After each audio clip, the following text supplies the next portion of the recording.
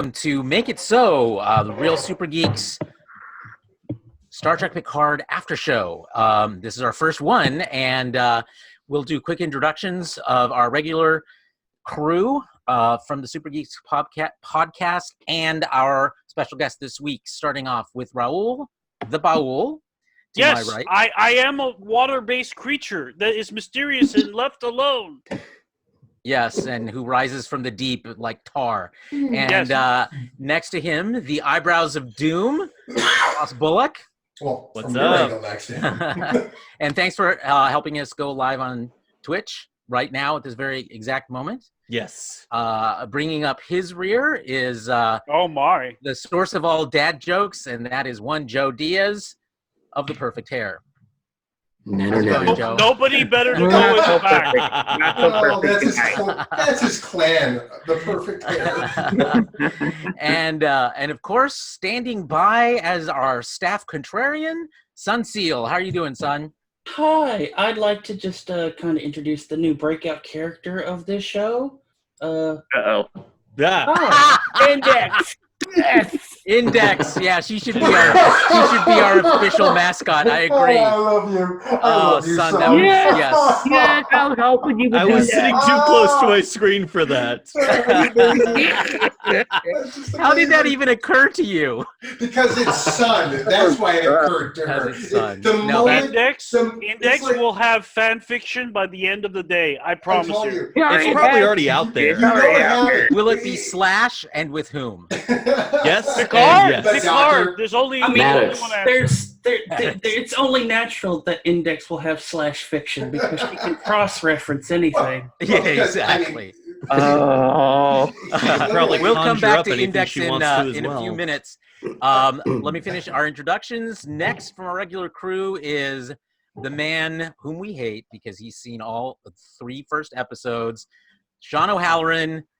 Is this a pants day or a no pants day? It is only because we just had an earthquake here, and I need to be prepared just That's in good case. to know that your preparations include pants. Yeah, but they are little aliens with Santa hats on them and beards. Oh, wow. So, Okay. yeah, Those are pajama I'm not pants. saying it's aliens, but it's aliens. but it's aliens. Yeah, Those are pajama pants, which I'm not sure count. and I am absolutely ready to go. I've got my Star Trek The Experience mug. This apparently belonged to someone named Sandy.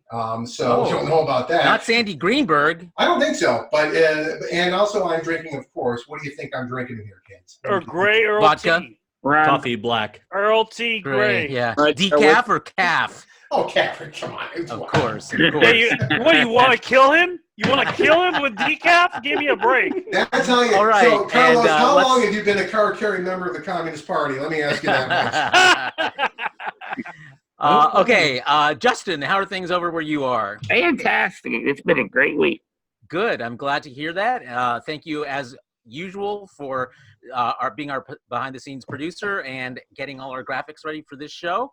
And last but not least is our special guest, one of the admins of the largest Star Trek group on Facebook, and that's Travis Linton. Travis, welcome back. Thank you very much. Always happy to be here.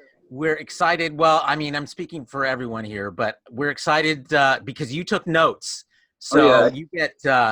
you get automatic kudos for Yeah. taking notes. I wanted to be prepared after, like, I was talking with the guys earlier when I was talking with you guys about the Mandalorian. I just remember like freezing up so many times, and I'm just like, I'm not going to have that same problem this time. This time you're ready. Don't worry, Excellent. Travis. Just take your time. All right, so let's dive in, shall we? Yes. Okay, I Let's know just I'm jump very excited into to it. talk about this. This is a big deal, Star Trek Picard, not just because it's the return of Picard, but it is, I think, the first Star Trek pilot. Let me think here a second. Ever to have won virtually universal acclaim. Encounter at Farpoint. What did No, Encounter at Farpoint. I looked it up. It was No. the It critics did very well hated in my it. household. In my household, it did well. Well, it did well in mine too because I was just so excited to see Star Trek Right, back again. exactly. But we all know about the first season and a half. Every sci-fi show, it's not just Star Trek, that has a terrible first season. Terrible. I don't agree when it comes to Discovery. I think Discovery had a very strong first season. I disagree. And I don't agree with. Oh, come on, Raul, you liked Discovery. I liked the second season. The first Discovery season 2. I didn't. Okay, well, shut up. No, okay, so before I was just struck speechless, so I lashed out. Okay, before we start going through the episode, I'm curious. Let's go around starting with you, Justin. How many times did you watch this episode prior to our recording this on Friday night? About 7 to 8 times, I think. Holy crap! Okay. My guessing is you're going to probably win this poll. Raul? 2. 2? That's pretty good. One Eyebrows with of Doom? mom, one with mom, and one without. Oh, that's so cute. How did Mom react? I had to include her. How did Mom react? She liked it, but it was a very complicated episode, which we'll get into. So Okay. it took a little explaining, like here and there, little facts. Okay, good. Yes, we'll come back to that. Yes. Eyebrows of Doom. How many times? 4 times. 4. Okay. Once with the wife, I kind of had to twist her arm, and she had to exclaim "sad" every time there was a sad moment on screen.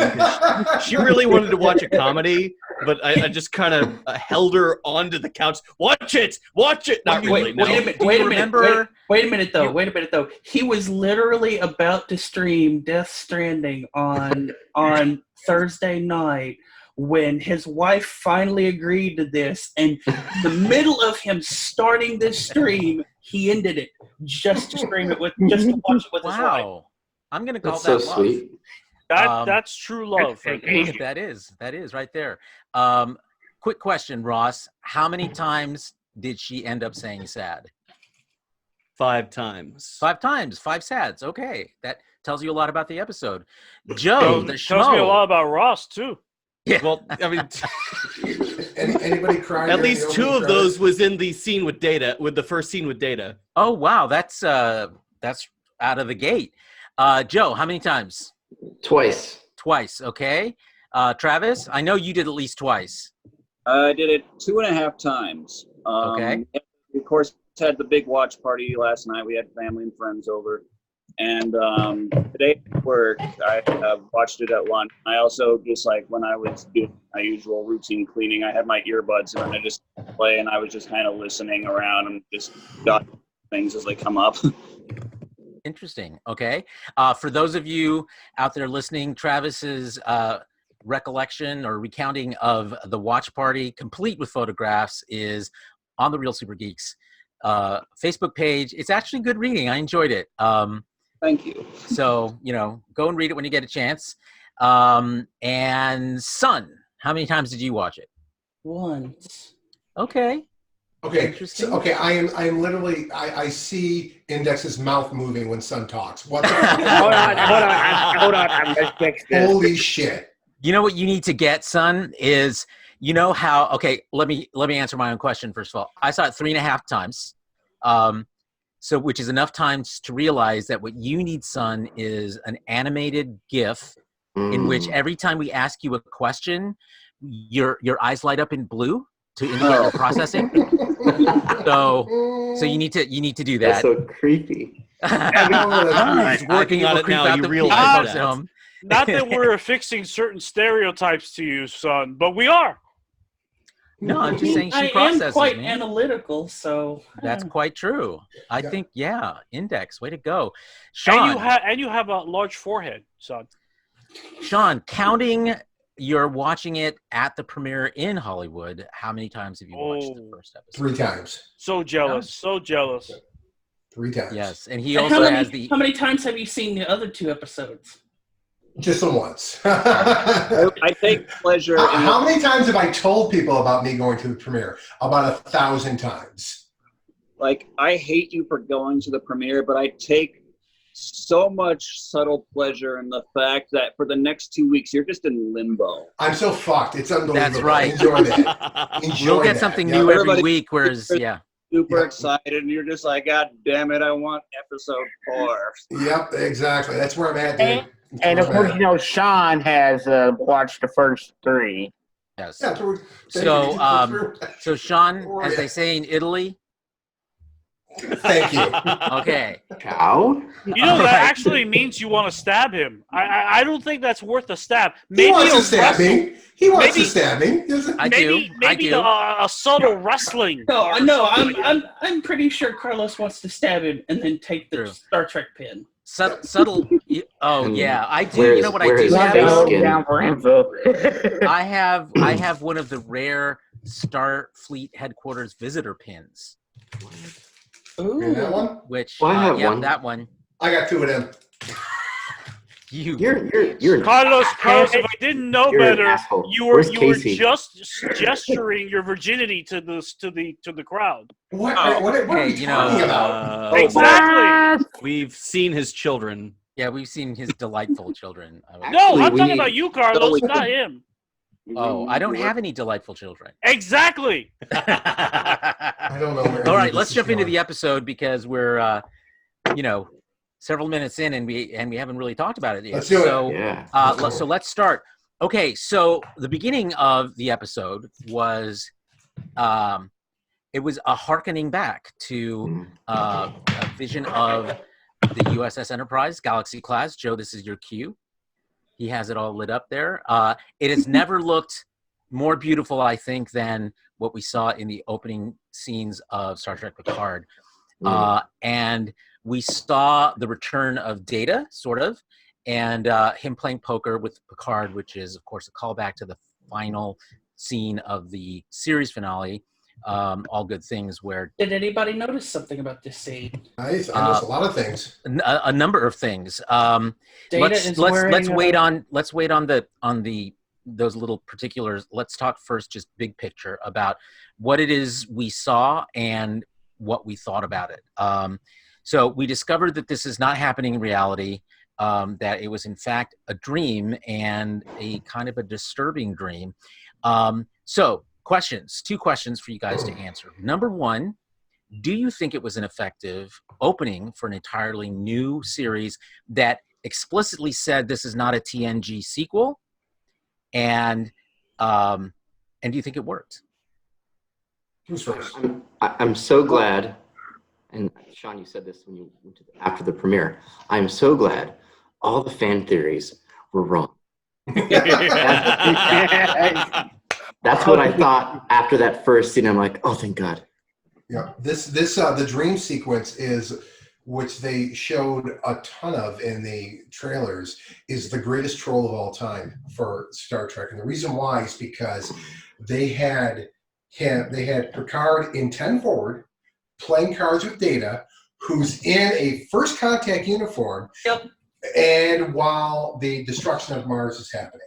So all these events literally had nothing to do with each other, yet all these events were shown in the trailer and were all but it was literally like a dream, because your dreams don't make fucking sense. They're all over the place. Well, they do, but they conflate a lot of memories and anxieties, That's which is I what we meant. see Right. here. Well, the Exactly. thing is that he was holding on to things that were dear to him or extremely troubling. That was Right. the point of the dream. Sure.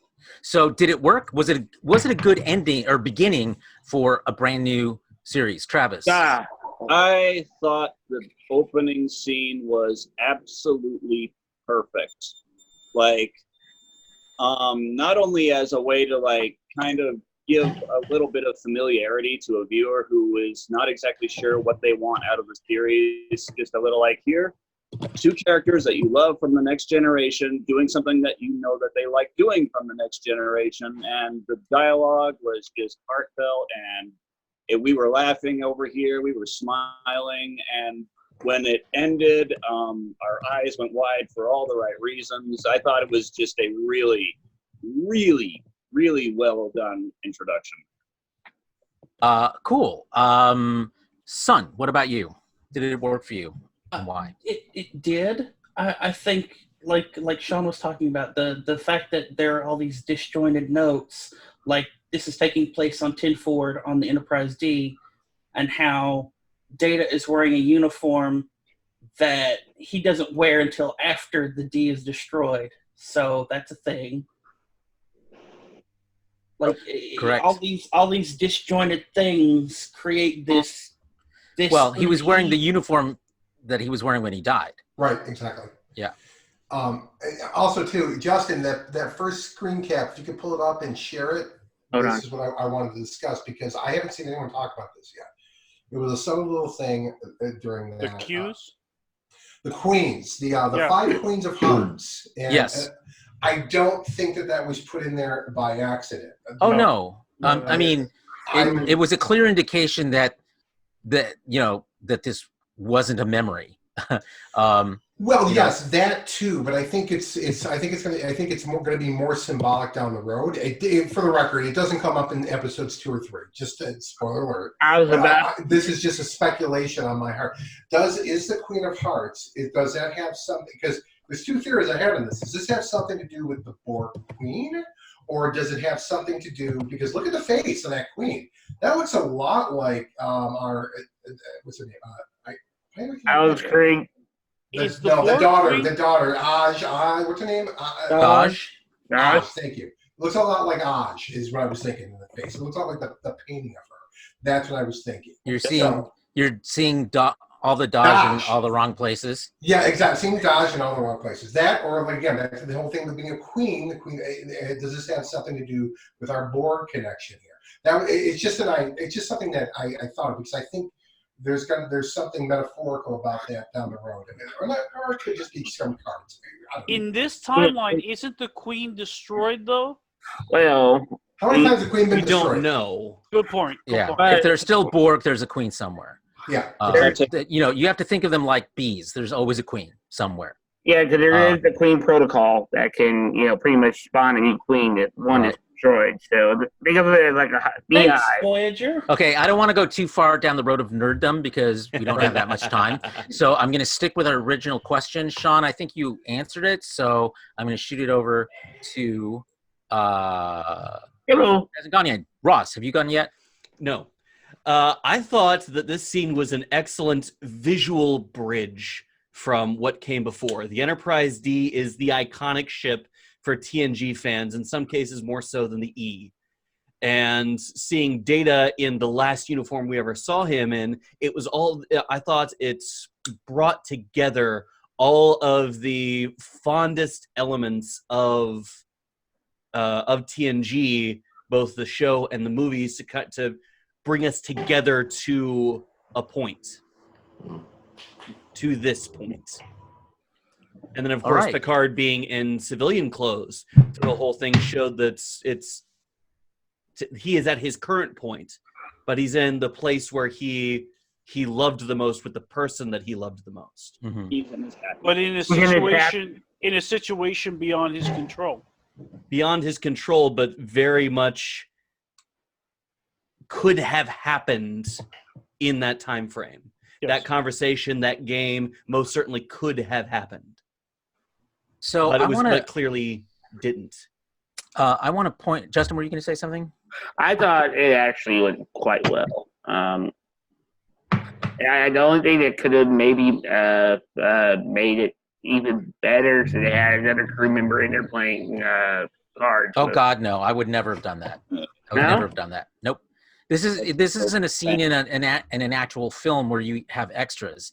The only people who are there are the people who matter to you if you're the one having the dream. So Blue skies. I'll say that this dream sequence was very natural and very modern. It was a very modern approach to the filmography of the series. I was very impressed by it. I thought the introduction was fantastic. I do want to mention what Ross just pointed out. The song for this opening is literally what Data sang at Troy and Riker's wedding. Right. Right. It was also our last memory of him from within B4. Right. And side notes, being sung by Bing Crosby, grandfather of Denise Crosby. Hey, good point. point. That's right. Good point. Good call. Very good point. You win nerd trivia badge for the day.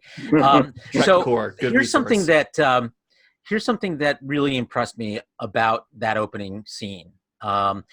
Was the dialogue between Picard and Data, and because it's actually really textured and very layered, and you see this the more times you watch it, and you realize that every line of dialogue in that opening scene ties directly to something you see Picard deal with in the rest of that pilot episode. Every single line. And so I noticed it the first time I saw it, the second time, or saw it again, and I was like, oh wow. I mean, you kind of get that impression from watching it the first time. You get the impression that these lines have a deeper meaning. But once you've seen the whole thing and you go back and you realize exactly how connected each line is to a different plot point or character point that Picard confronts during this first episode. And it's brilliant. And I think, as a writer, what I always strive for is the kind of writing like this, where multiple viewings give you more information, give you more to sink your teeth into, almost literally. And that's one big reason for me why this scene was so effective. It wasn't just nostalgia, he sang the song he sang before, they're playing poker, he's wearing the uniform. It actually all is put together like a jigsaw puzzle, and communicates some very important points that you see, themes that you see throughout the rest. Why don't we give props to who that belongs to, though, Carlos? Michael Chabon, the head writer. That you can obviously see his touch and his styling in the series, in the entire episode, and that is the key component. Get the right people in the right places, and Star Trek shines. Yeah, for those of you, I don't know how many of you have read many of his works. I've read probably 3 or 4 of his novels. And, one of the things that he's really known for, a couple of the things that he's really known for, is in fact that kind of metaphorical language, that has recurring themes, that dives into nostalgia. You see, abandonment, divorce, fatherhood, all of these, identity. This is all his stock in trade in all of his novels, and you see it on full display right in this first episode of this new series, and it still feels fresh and new, which is hard to pull off. So I found that a very effective way to open this new series. So it ends with the line, "I don't want the game to end." That was the first sad exclamation. Oh, good. You should let us know as we go through where those sads came from, because I'm curious about that. Sad alert. Sad alert. Where's Casey when we need him? Yeah, but wouldn't it be something like sad alert? Yeah. Well, she kind of didn't really want to watch it with me, so she was making her displeasure known. She warmed up to it eventually, but that was her first sad. Wanted to watch something happy. So Picard awakens with a start, and we see him now. Well, the thing that awakens him, of course, is the destruction of Mars. Now, at this point, we don't know a lot of details about the destruction of Mars, because we only saw pieces of it in the short track Children of Mars. We see another piece of it here. We learn even more later in the episode, but we certainly see what it looked like from a distance. So it was clearly something traumatic for him, traumatic enough to snap him out of the dream. And now we're in his current reality, which is retired 15 years later on a winery with a dog and 2 Romulans as his household staff. So there's a lot of, it's shot with a lot of warm tones and almost sort of a nostalgic feeling in there. So as a follow-up to, or a contrast to that opening scene, what do you think of where Picard is sort of literally starting out? The opening scene is figuratively where he's starting out, but literally where he's starting out on his, family, vineyard winery. what kind of starting point is this for him? He reminded me of Raul, let's get Raul first. Honestly, what I wanted to mention real quick, and then you can go to somebody else. The dog is going to be the Yoda baby of this series. It's unbelievable. You couldn't get a cuter dog. It's unbelievably cute. I learned a new term today for what pit bulls do, and there's only a few few breeds of dogs that do this. It's called a sploot. I know what sploots, and I'm like, I don't know, I've never heard this before. A sploot, and you see it in the scene where he's talking to Dodge at the table where he serves her the tea Earl Grey hot, and you look down on the ground, and he's splooting at that point. He's laying down on the ground, and if you look behind him, his rear legs are splayed out behind him. Sure, like he's most dogs are underneath. Corgis are most known for doing this. And the only thing I can imagine is that it's a portmanteau of split and poo. Lovely. Because it's coming out from his, body. We know, Carlos. We know. Corgis are. There you go. You learn something new every day, folks. Split. Carlos, we don't need a PowerPoint presentation for this one. We got it. Thanks. I'm expecting Joe to come up with one, actually. Okay, so what do we think about where we find Picard? I mean, this is the beginning of his journey, or the pre-beginning of his journey. What do we think we're being set up for here? Travis, what do you think? Look at your notes. My thoughts here. Honestly, when I was first watching him getting refamiliarized with the vineyard and everything, I was feeling very warm. What I was getting from him was that he was content. And I know this is later on down the episode where he says very much like, I didn't come here, like, I'm not living, I'm dying, or I can't remember the exact quote. Waiting to die, I think he said. Yeah. He was waiting to die. He's very much like in this content state of bliss, like, or forced bliss, if that makes any sense. He just feels like there's nothing wrong in the world, but nothing is quite right, if that makes sense. And then as it happens, everything changes all of a sudden. But before we get to that, we shift gears, and we get to see future Boston and an ad for Cassidy Yates in the background. And not to mention the Ferengi Alliance logo. Oh, I didn't see that one. It's probably a bank. I'm right now. So, don't run. Are we skipping over the whole interview thing? No, I'm coming. Oh, the wasn't that after? It came after. The interview did come after. I got the impression. I just want to point this out, that when he woke up on the side, like, it's like this. I noticed. I picked this up after like the third viewing. Like, when he woke up from the dream, he's like kind of silent there. He reminded me of Grandpa Joe from Charlie and the Chocolate Factory. This is my life. This is what I'm doing. And I kind of get that feeling, like, again, he was so defeated by what Starfleet did, which we'll get to in a moment, and how that he just said, fuck it, and he just went back home. It was like he moved back in with his parents almost. Well, but we'll get to the interview in a second, but there is a seething anger there that you feel even before the interview. Right. Well, just with his line, the dreams are lovely, that it's waking up that I'm beginning to resent. Resent, which is an interesting term. That was a very poetic line. And by the way, that whole thing, it introduced us to my two favorite characters in the show. Yes. Laris and Jabin, the two Romulans. I really like them. I fucking love them so much because they love him. And what I wanted to point out is, if Justin, pull up that next frame for me here. If you look at her sweater that she's wearing right there. Okay? Yeah. Justin, you got it? Keep talking. He'll catch up with you. Okay, if you look at her sweater, she's wearing this. That is. That's the Picard. All of them are wearing that. Right. Yeah. That's the family crest. Right. And why that's so significant is because these two people, these aren't just Romulans. These aren't just friends. These are family to him.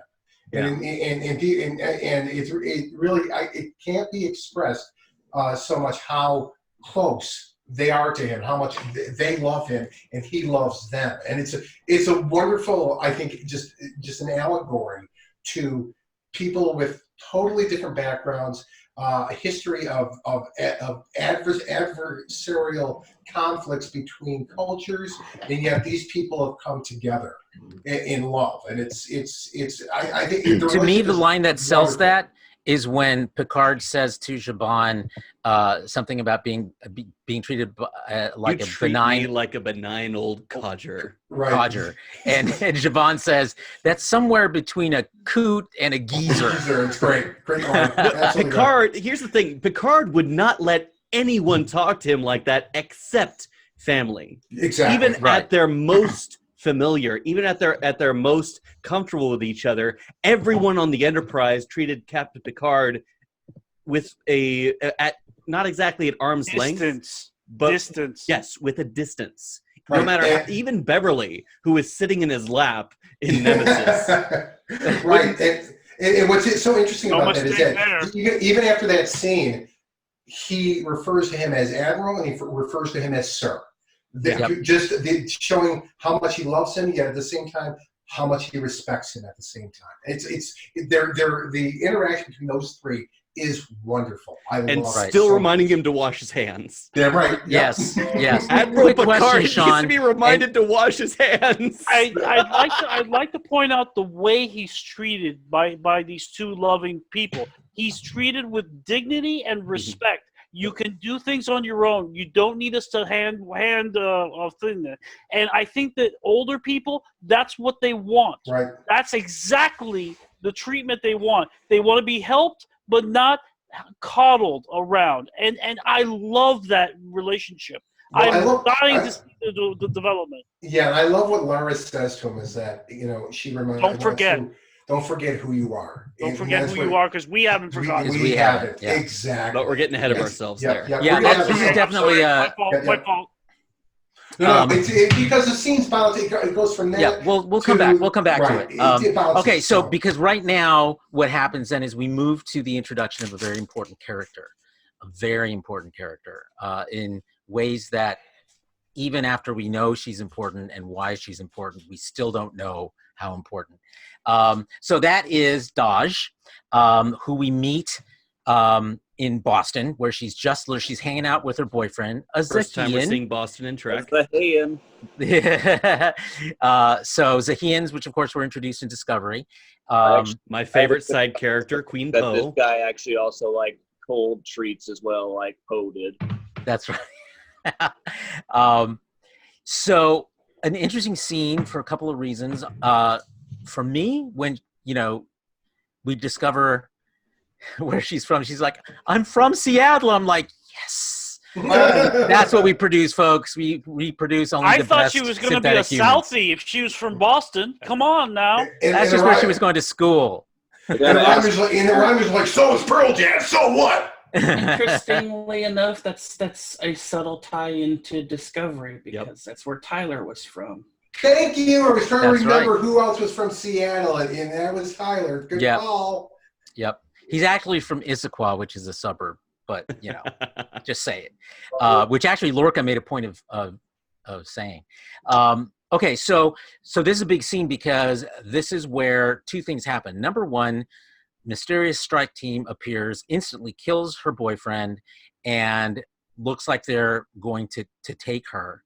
And they make a mysterious reference to her not being activated until they're about to knock her out, and then she's activated. And then she goes all, what colorful term do I want to use? Jason Bourne.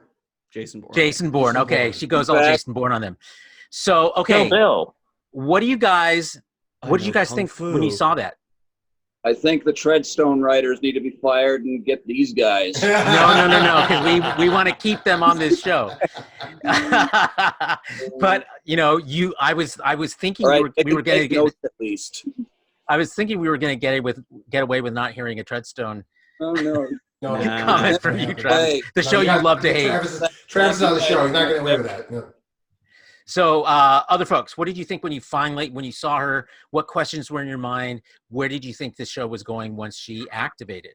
all the questions. I This brand new certainly- this young woman character that we've never met before, never seen her before, and have no ties to, is attacked by aliens who insist on speaking English for some reason, and she suddenly kicks the shit and kills each and every one of them, and looks like she's traumatized by the act. There's so many questions there. I will say I've seen this before.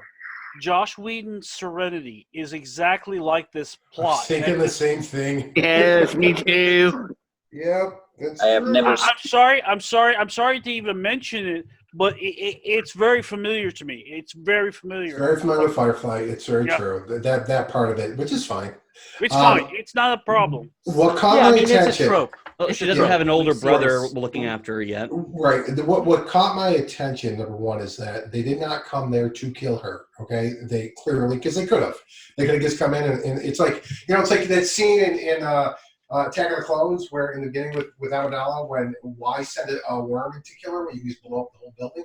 They could have just done that, and they didn't. They went in there for the purpose of getting information from her, so they're not going to kill her. So she has information at this point that they need and they want, or they could have just killed her. I also noticed something too, and Justin, if you could pull up that screen cap and be ready, because I'm gonna have you be pulling these up.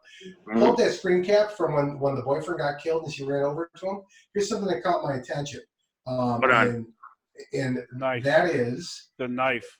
The knife. the knife in particular is a Klingon knife. Yes. That's what I thought too. Is I it? kept expecting the little chunk to come out. It's not a dictog, but it's definitely one that's been used in Star Trek before by the Klingons. Mhm. There's no question about it. It is Yeah, a no, Klingon that those- crossed my design. mind as well. Those stylized knives have also been used by Romulans too. Yeah. Shinzon had a pretty wicked-looking stylized. I knife. remember his being more curvy Oh, and but stuff. now that I'm looking at the hilts, The I can kind of Obsidian see Order it. is all armed. But here's the thing.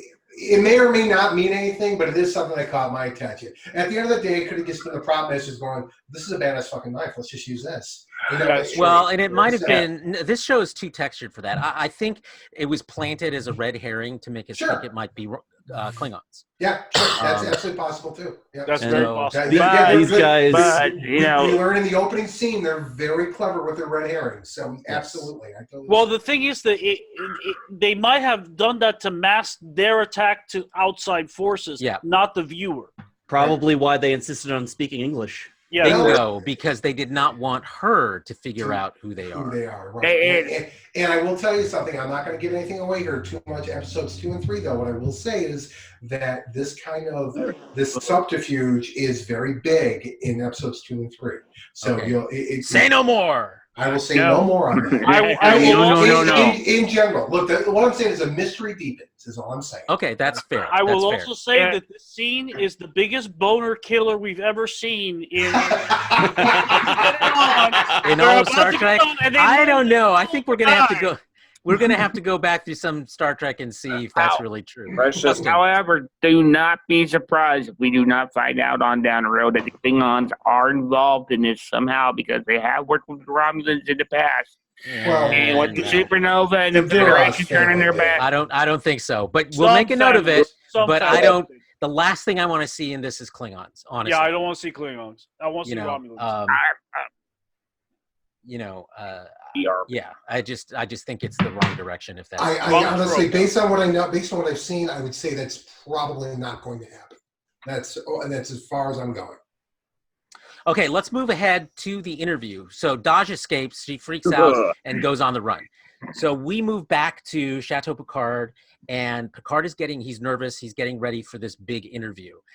This is the first big exposition / info dump we get, and it works. Oh my God, does it ever? And because it's not just giving us information, but it's doing it in a way that's inherently conflictual between him and the reporter, which I think made it a very Yes.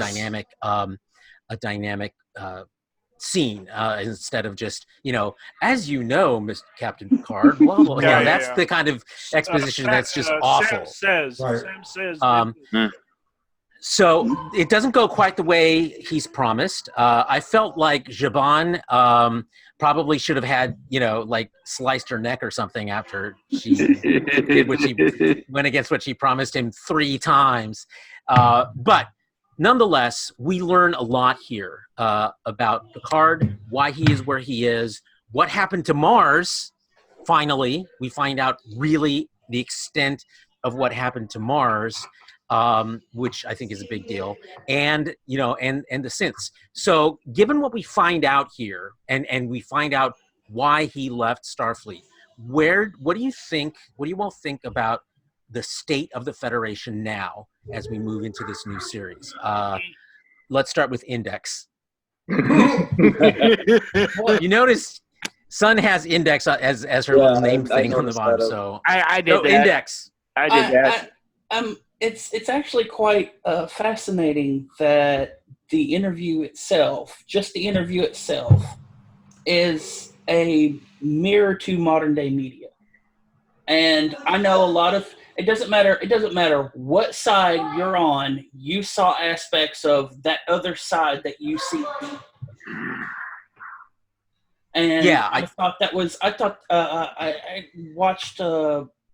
I noticed that myself, but I even watched Lori Loaded comment on this and go, Oh, yeah. This is a modern analogy to modern. This is an analogy to modern media. It doesn't matter if you hate Fox News or you hate CNN. You're seeing aspects of both of them in this interview. Yeah, you definitely saw an agenda there, and of course, some ingrained racial attitudes towards Romulans that Picard responded to. Another poetic line right there. Yes, and he Romulan lives. No.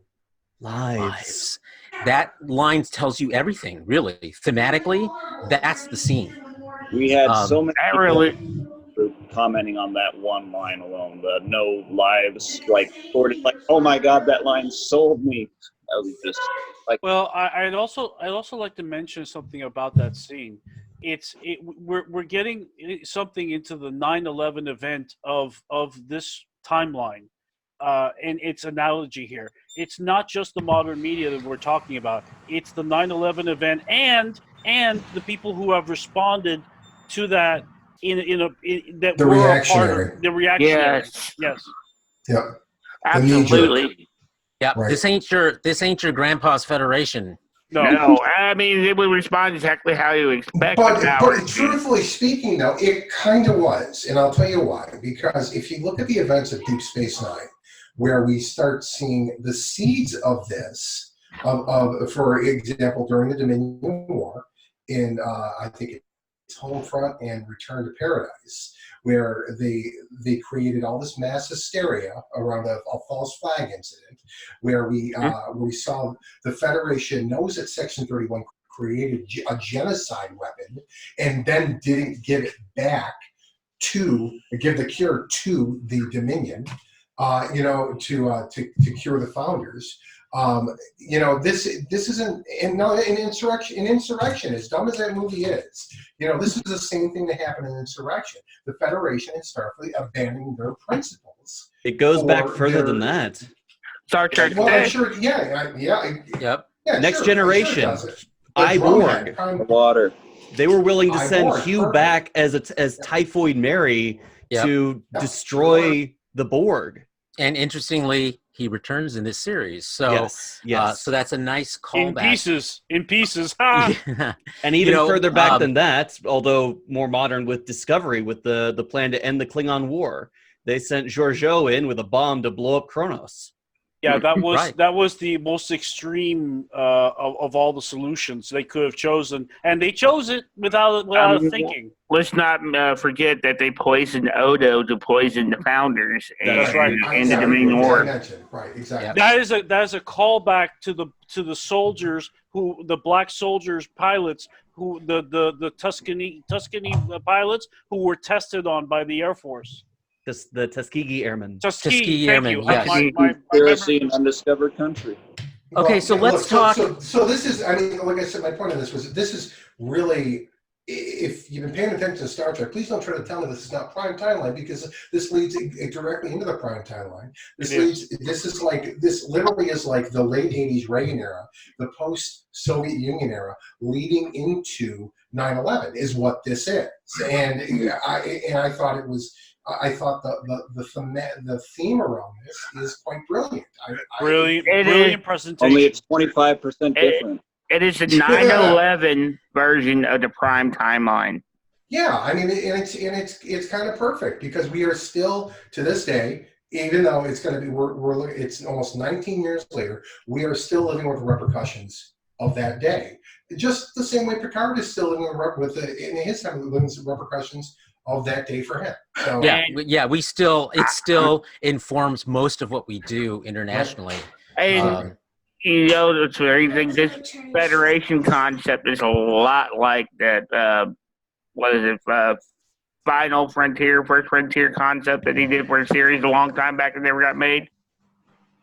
I mean, it's a lot like that. Yeah, it is. But a Darker Federation is something a lot of people have sort of posited, just because you need that kind of central dramatic tension. Right. If you're gonna, Star Trek But has you know always what, been best. though? I think- Star Trek has always been best when it has been able to put up a mirror to contemporary times. Yes, Is what I exactly. said.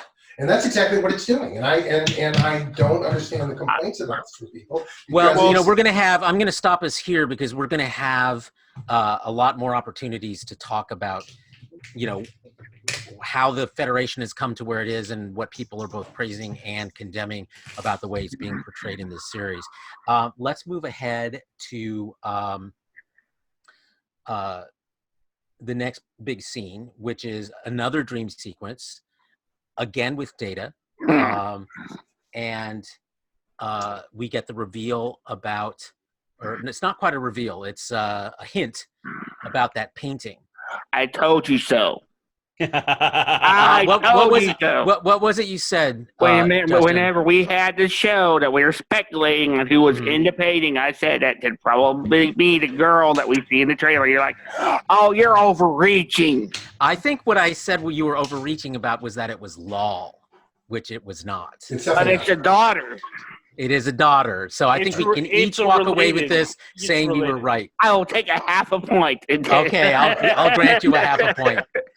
I'll grant you half a point. I forget, what George's perspective was on that. I think he was pretty much the same idea, but I think he thought it was Lal too. He did call it Sin, though. Right. So this takes us. This is the springboard for him to go to the archives at the Starfleet's museum, and especially like the stuff that he has stored in those archives. And apart obviously from him figuring out this connection with Daj, we see a lot of his past reflected in there, the Captain Picard day, the captain's yacht from the Enterprise E, the Stargazer, and so forth. And for those of us and the Batleth, yeah. Did anyone notice that Easter egg though? With the Batleth. The whole thing was an Easter egg. But exactly where it was placed by the Enterprise E, I think that's going to be significant down the line. Okay, we'll see what happens. When you see it happen, let us know. I would like to point out that it's awfully convenient that he's had these two Data revelation dreams back to back. Yeah, they're Q inspired in my opinion. It's kind of. Oh God, convenient. if it's Q, I'm gonna hurl. Also, Sean, you're muted still. We can't hear you. Yeah, we see your lips move, Sean, but that's. We see you doing this, Sean. He's fighting with his family. We don't hear you. Nope. We'll let you know as soon as we hear you. We're gonna keep moving on. As soon as you figure that out, we'll hear you. So I gotta say, the Quantum Archive is one of the coolest things that they've introduced in this show. Yep. And also, Elite Force is vindicated. And what? Star Trek Voyager Elite Force is the first-person shooter for Star Trek Voyager, where your entire inventory and weapons were kept in a transporter buffer on your belt. Yeah, it was cool. I like the little wrapping thing, and how he unlocked it. I thought that was pretty cool. Oh, Did you see the model of the Enterprise Sean, D? your volume is really low. Turn it up. Did anyone notice the model of the Enterprise D hanging in the archives? Mm-hmm. Yeah. It was all there, Yeah, as well the as echoes. his Starfleet Academy diploma. Yep. Yeah, most of those things, by the way, were on display at Comic-Con and STLV this year. So that those, was all right. all of it. Those models, those yeah, were all from his the- little awards and things. They go over Um, just about everything in there in the Ready Room, the official after show. Oh, okay. Yeah. Cool. Take a quick step back to the painting dream that Data and Picard is having. This is one thing I was wondering if any of you might know. I was wondering if the actual painting daughter is featured in an actual episode. I was listening to the years that they were talking about when it was painted, circa 2369, I believe it was. And I was just like, think of any episode that Data may have painted it and given it to Picard. There was an Data's Day? Not Data's Day. I think it was. No, it would have been The Offspring. I think it was It Firstborn.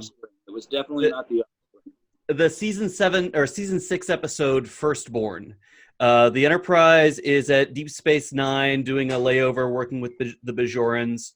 Dr. Bashir brings a device onto the ship. They test it. It strikes Data with an energy bolt, and he has a dream for the first time. Right. Oh, right. And after trying to find the meaning by looking outward, he gets inspired by Guinan to start painting and putting those ideas on the canvas. And next we see him, his quarters is just filled with paintings of one kind or another. So possibly that might have been when it happened. I'm going to have to watch and see if I can find it. Firstborn is such a weird two-parter because the first part has absolutely nothing to do with the second part. Kinda. The main plot of the second part was the B plot of the first part. Right, exactly. Now, also, Firstborn, trivia, in that episode, you can actually see Bashir walking in the hallways in slippers. Because it was supposed to be shot because when they had walking scenes, because those are planks, those are wood planks on the floor, they make a shit ton of noise. So when they have them walking, they have them in slippers. You never see the feet, and the feet get caught in the shot.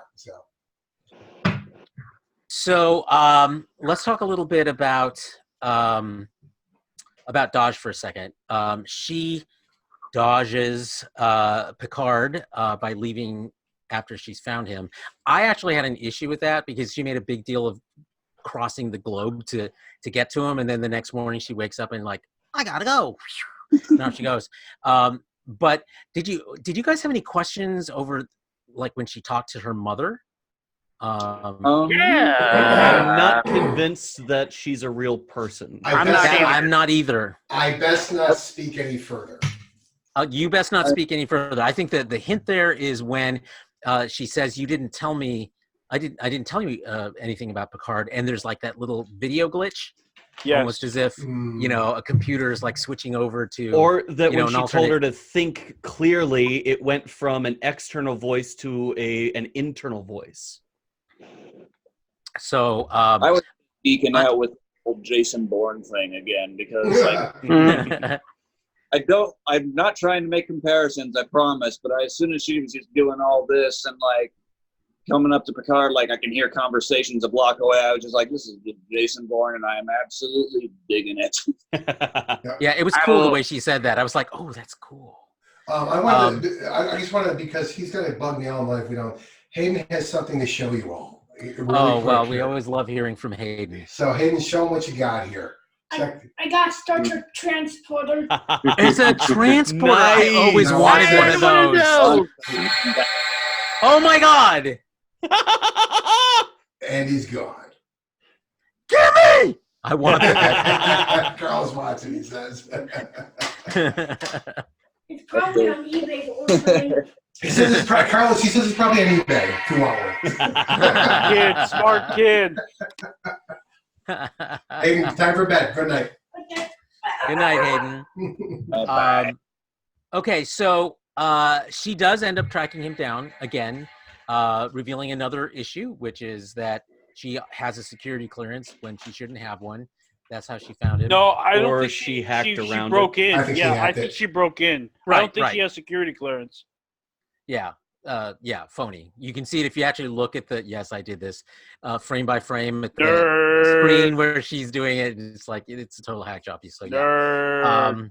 There's just some things I wanted to know. You know what I really wanted to be able to hear, and I haven't really gone much further in this, but the news report when they're getting ready for the interview in the kitchen, and you see the news playing, and they're talking about the anniversary of the Mars destruction and stuff, and I was like, you hear enough snippets that it's like there's some major stuff that they're revealing here, and I can't hear it. It's driving me crazy.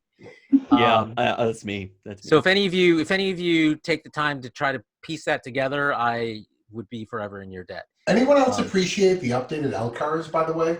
Yes. I loved it. What a great transition from the old to the new. It actually it looks usable, like the old LCARs. If you actually look at it, just what the is this exactly interface? Yes. I mean, it looks fantastic. Yeah. But this one actually looks, it harkens back to that, but it also looks actually usable. Yep. User friendly. Yep. And a lot like what you see in Discovery, by the way. But we won't go too far down that path.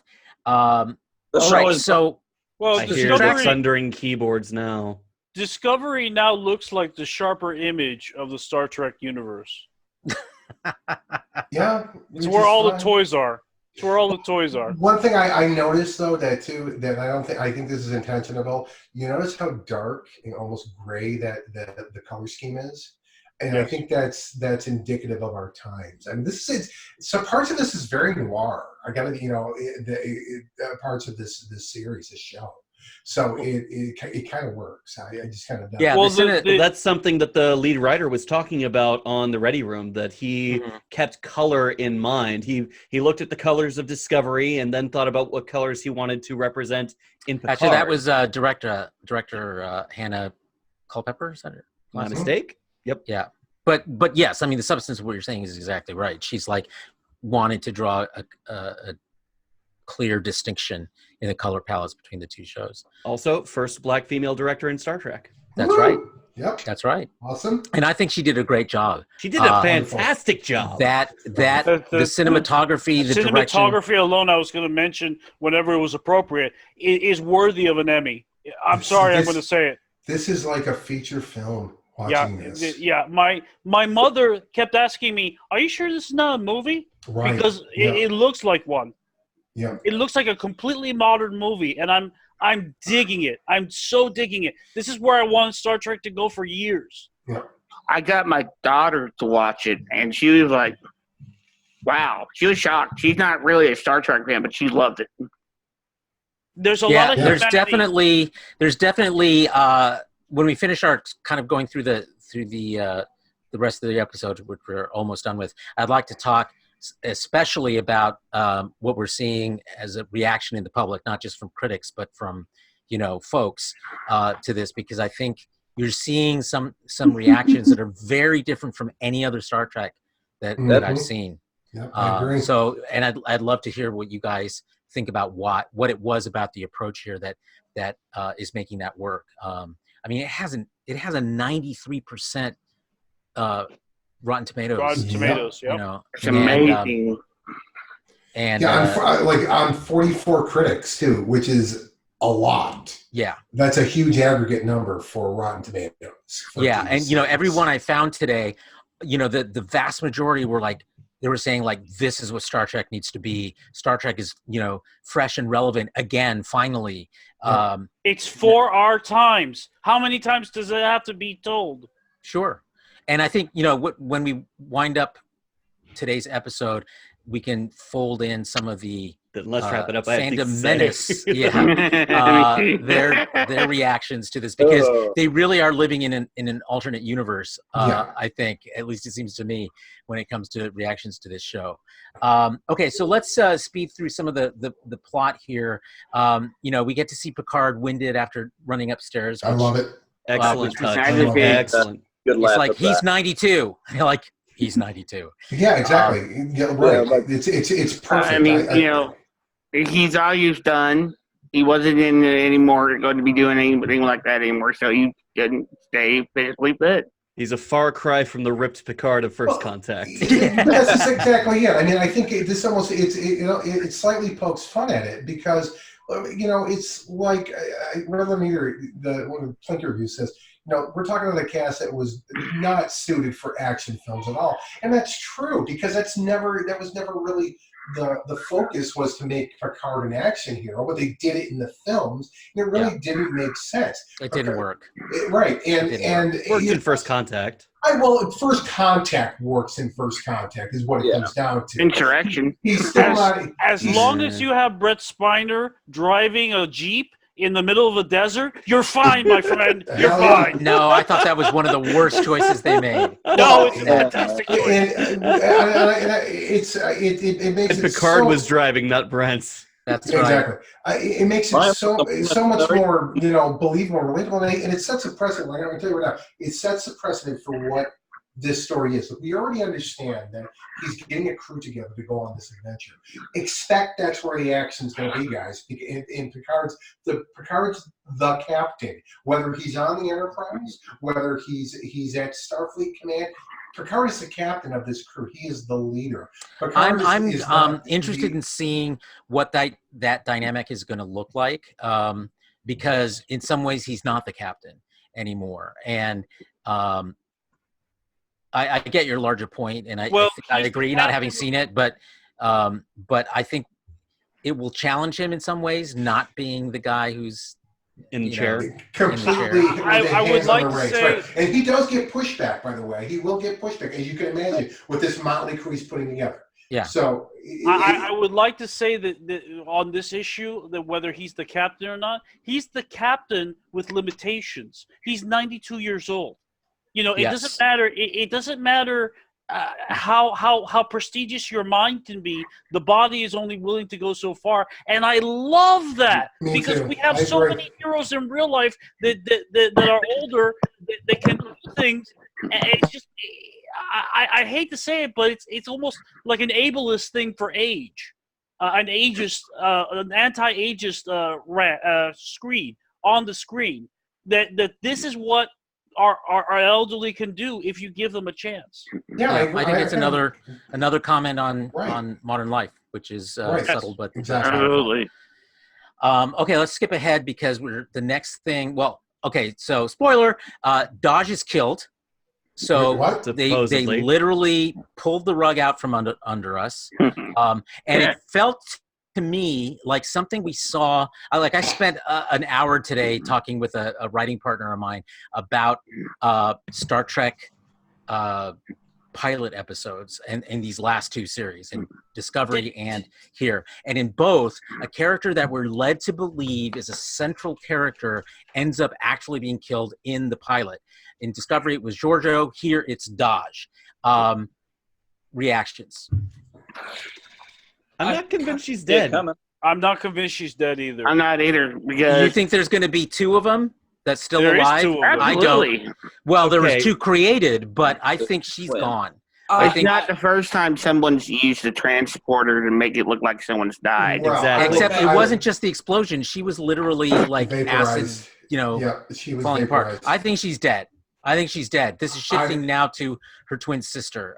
This is not a spoiler, but I'm going to say that I agree with Carlos because my experience with the first three episodes of how smartly it's written, I don't think they need to fall back on that tired trope. Exactly. Just like Giorgio does come back, and think again, another parallel. Kinda. It's Giorgio, but it's not Giorgio. Right. Yeah. Same here. It's Dodge, but it's not Dodge. Exactly. It's And so Soji. to me, it's interesting that we're seeing really parallel construction between the pilots of these two most recent Star Treks, even though they're working hard to make some real distinctions, trying to draw some real Right. distinctions between the two. Travis, what do your notes tell us? You guys pretty much nailed it on the head for the most part there. I'm very much leaning to the point where he's dead. I will say that we never saw a body. It was very much like we saw the explosion. Well, we saw it dissolving in green blood Yeah. acid. Like I said, very much Correction. That Romulan guy breaks a capsule and then spits on her. Yeah, Right. he was doing the suicide pill. Right. And he had some really good spitting power because it, covered some distance. But here's my thing. Well, he realized it was his last moment, so give him some credit. If they were going to kill her, I mean, why did you just do that in the first place? If they were trying to capture her alive? Well, I think this was for the same reason they waited a while to kill Giorgio. I mean, that's I think this was more of an issue of it was capture if possible, kill if necessary. Absolutely, absolutely. So other reactions to don't get death. taken. Do you think, beyond the is she really dead kind of thing?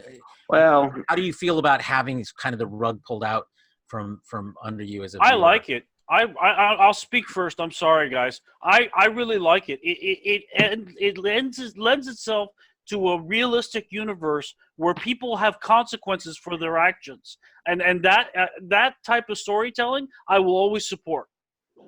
Yeah, I do right. like Well, with you and there. it leads us directly into major info dump number 2 at the Daystrom Institute in Okinawa. Side note: as I remember looking at a bunch of some of the prediction videos on YouTube around what we'd seen in the trailer, and there was one guy who swore up and down that that this was a Romulan installation. and even pointed to that big floating thing in the sky and saying that's clearly Romulan, and turns out to not be Romulan at all. It's a island off Japan. Okinawa. So yes, Okinawa. So this is the next big info dump, and we cover a lot of ground here. Do you think it was effective as the first one with the interview? And what do you think about what we learned about the possibility of her, in fact, being Data's daughter? This is literally the part where I went, I've played this video game before. Actually. Yeah, anybody who's played Fallout 4 feels these vibes. Yes. I never finished it. But I will say, I was actually quite surprised with this scene, particularly when they started dropping the name Bruce Maddox. When they started dropping that, the wheels in my head were starting to turn. And as soon as I connected the dots, like, that's who this guy is. Like, I was already on board. Like, oh my God, are they going to be expanding into Bruce Maddox's experiments with that he was trying to do in Measure of a Man and never got the chance to do? And they did. Like right now, this guy is right there. I was kind of sad that they wrote off B4. I'm not. I don't know. I know a lot of feel people your sadness there, Ross, because it was set up at the end of Nemesis to be like this hope for Data More than surviving that. in a way. More But than that. I hated B4 to begin with. I just thought it was a dumb thing to do. All right, on that, Go ahead, sorry. Ross. Go ahead.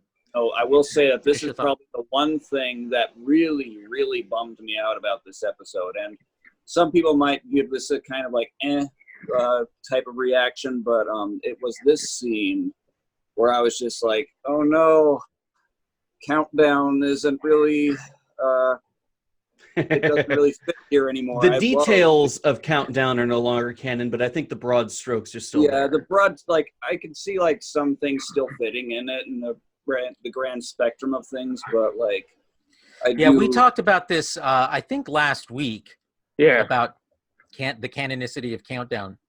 And I assume you're talking about the 2009 Countdown, right? Yes, I am. Yeah. Speaking of Canonicity is the name of my indie band. Speaking of, Ross. Police. I had to wait, Ross. I had to step away to take care of my cat who stepped in an adhesive trap when we were talking about it. But stepping back to the interview as it ties in here, and Countdown, this gives us motivation for Nero. A motivation that we didn't have really in 2009. Yeah, the right. Federation said they were going to help, and then withdrew. Yep. Yeah. Now we have Absolutely. a solid motivation for Nero to want revenge against Vulcan, who probably still said, no, fuck you. And now the Federation, who said, no, we can't do this anymore. We're sorry. You guys are on your own. Mm-hmm. Well, what I want to point out about this whole scene again, the exposition that's done in this episode is perfection. It's so concise. It gives us exactly just enough information we need to give us the background, and it doesn't ever feel like it's dragging on. It gets right to the point, and it connects with the current story and the past at the same time. Just it's flawless how they do this. It's never forced. Right, exactly. There's no. And you get a deep look at Picard's character as it exists now. A wounded warrior who still believes in something that is not there. And who still inspires people. Like, Dr. Girardi's reaction to him. Yes. I love the interplay between the two of them. I wish you'd come on my day off. Yeah. This has been the first Trek that has literally flowed from start to finish to where you have not wanted to stop watching 1 second. You just want to watch every possible second and not look away. The only thing I'm sad about watching any part of this episode is that it ended and I had no more to watch. Yeah, that's it. Because I was thinking about Discovery first season. How many times I watched an episode of Discovery the first season where it wasn't so much I want more. It was that's it. Where I didn't feel like that at the end of any of the 3 episodes of that's it. I just wanted more. I was like, this is great. Holy shit, we're in the thick of this shit now. Give me more. And, I think the first time I watched it, I almost panicked at about the 30-minute mark after the explosion. We had that pseudo dream montage of everything that happened. I thought, wait, they're not wrapping up the episode now. It's too soon. It's too soon. No. Oh, thank God, he's awake. There's 9 more minutes. Thank God. I will say I don't want the episode to end. I will say that dreams as a trope is very overused. However, I don't believe that this is a dream per se. How would you describe it then? I think something has provoked his memories in a certain way. I think this is deliberate. I have a theory about that. I know exactly where you're going with this.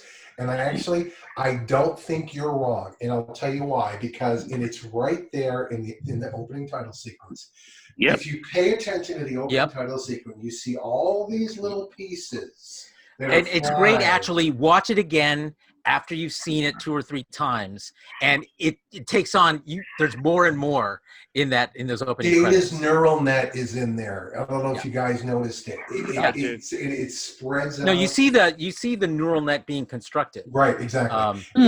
Also, dreams is used to push someone forward to seek out a problem is not without precedent in Star Trek. Not at all. There's an entire episode where Data was exploring his own dreams to solve a crisis on the Enterprise. Right. Yes, but every element in his dreams in this episode, I believe, was placed there on purpose by of course. I mean, I think that's no, I don't mean by the writers. I'm talking about inside the lore. Something has pushed. Someone has planted those seeds. This is why I said it's awfully convenient that he keeps having these data dreams. This is exactly why I was agreeing with you, son. I totally agree with you on this. Okay, so I'm going to be the contrarian here. Yes. I think you guys are trying to find a solution to something that isn't a problem, or it's a different kind of problem, because you have to remember psychologically where this man is, and where we're seeing Picard, how we're seeing Patrick Stewart play him, is as a man who is nearing the end of his life, and he feels a lot of guilt about a lot of things, one of which is the fact that Data sacrificed himself for him. And I think you can make a stronger case, emotionally, psychologically, that that's the reason why you're seeing Data over and over again, is because he still feels a profound sense of guilt and responsibility to Data's legacy, which he now realizes Daj is.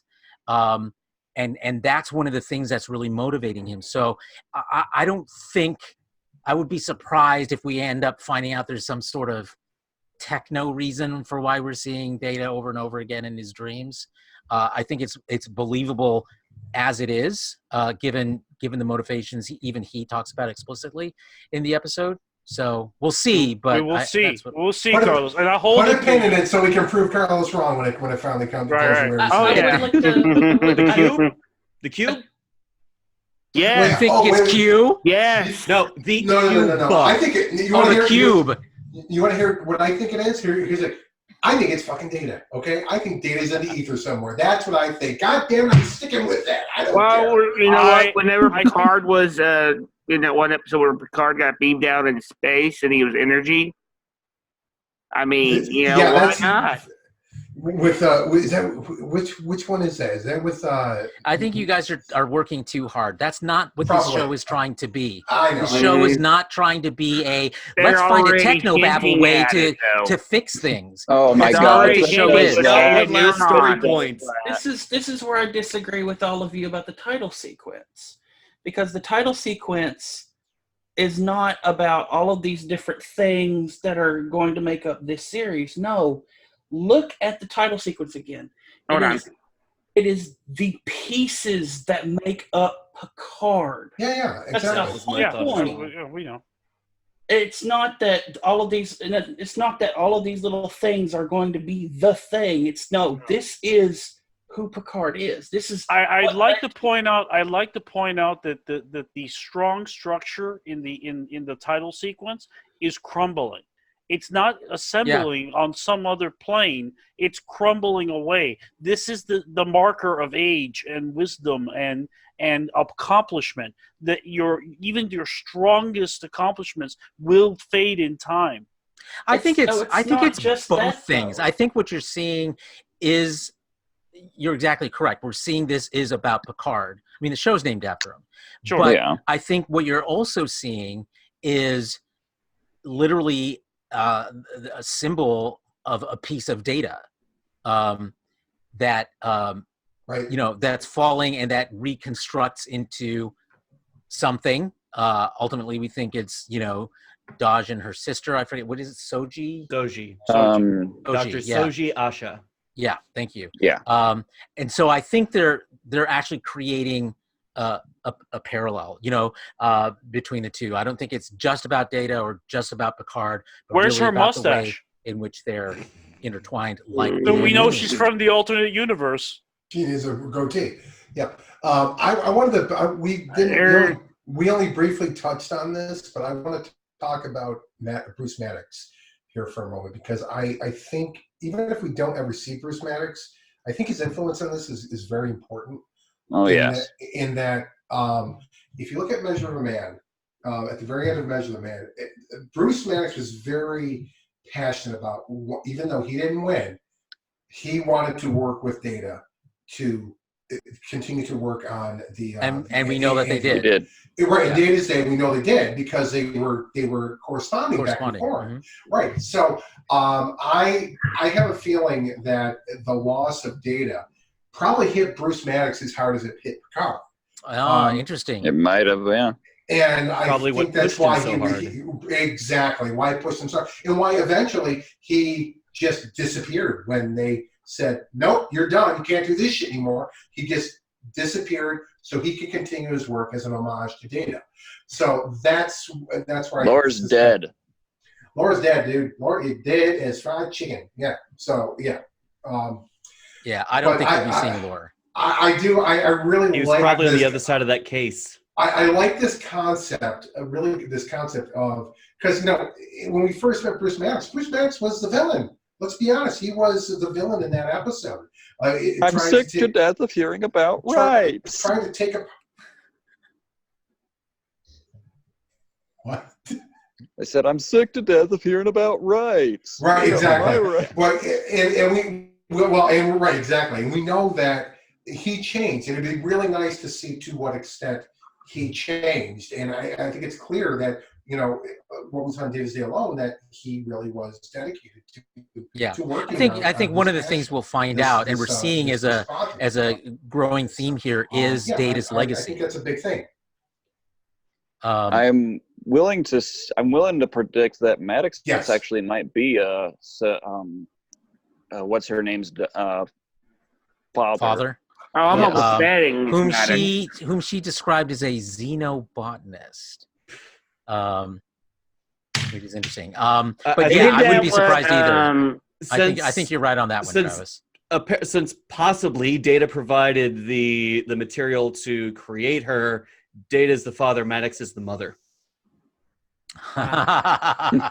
Very modern of you, sir. Very modern observation. That's actually that. I like that limb you're crawling out onto us. I really do. I really do. Very nice round. I've been saving that one. We can tell. Okay, so it's a sitcom now. It's Greg Ebergon and Paul Reiser in My Okay, so before we wind up the episode here with the reveal of the Romulan reclamation site and the reveal that there is a twin, that Soji is out there, and quick question, do you think that guy at the end, is he a Romulan or is he a Vulcan? I think he's throwing a Romulan, dude. I can tell you it's right, he's a Romulan. Oh, okay. He's a Romulan. Spoiler! Okay. Dark. Come on, he looks like a Romulan. Well, I mean, a Vulcan isn't going to go up to a stranger racist. And start telling a sad story. And try to get into her pants right away. Away. The logic he could be his seventh year. He'd be a bit more aggressive. He's very down. Only Spock can get away with that shit. Ponfar. We're gonna see Ponfar before the end of this. I'm telling you. I don't know. We haven't really seen many Vulcans yet. Yeah, but we know there's a mind meld in one of the scenes coming up. Yes, we do, because we've seen the fingers. One of the companions looks like a Vulcan. Sorry, he looks like a Vulcan. Well, he's not though. We know they're both Romulans. Oh, well, I want to tell you. In fact, if you've read Countdown, you know a little even more about them. I don't know. Yeah, they're definitely both Romulans. I want to point out that pay careful attention to what that's called. It's not called the Romulans Borg Cube. It's called the Romulan Reclamation Site, okay? In other words, putting the Romulan word at the front of that does not indicate ownership. I just want that explained. You'll understand the next two episodes.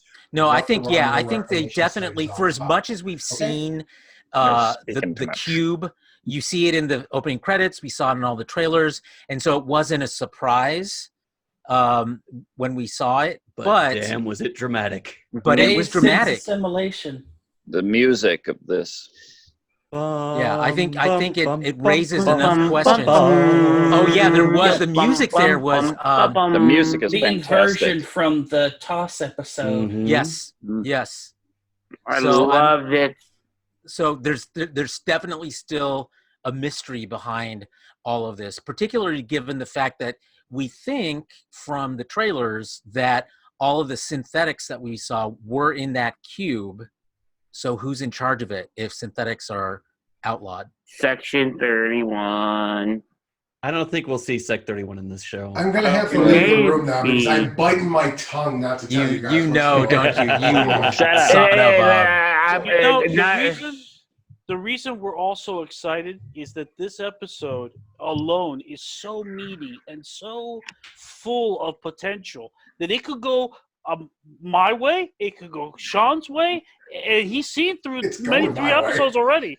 And it could go Carlos's way. We don't want it to go Carlos's way. Carlos is always F you, Raul. Carlos is wrong. Let me ask you this question, Sean, and this isn't a giveaway. Are any of our theories right? None. None of them. Close. Oh, None. Interesting. Okay. Good. I'm intrigued. You're still wrong about DS9.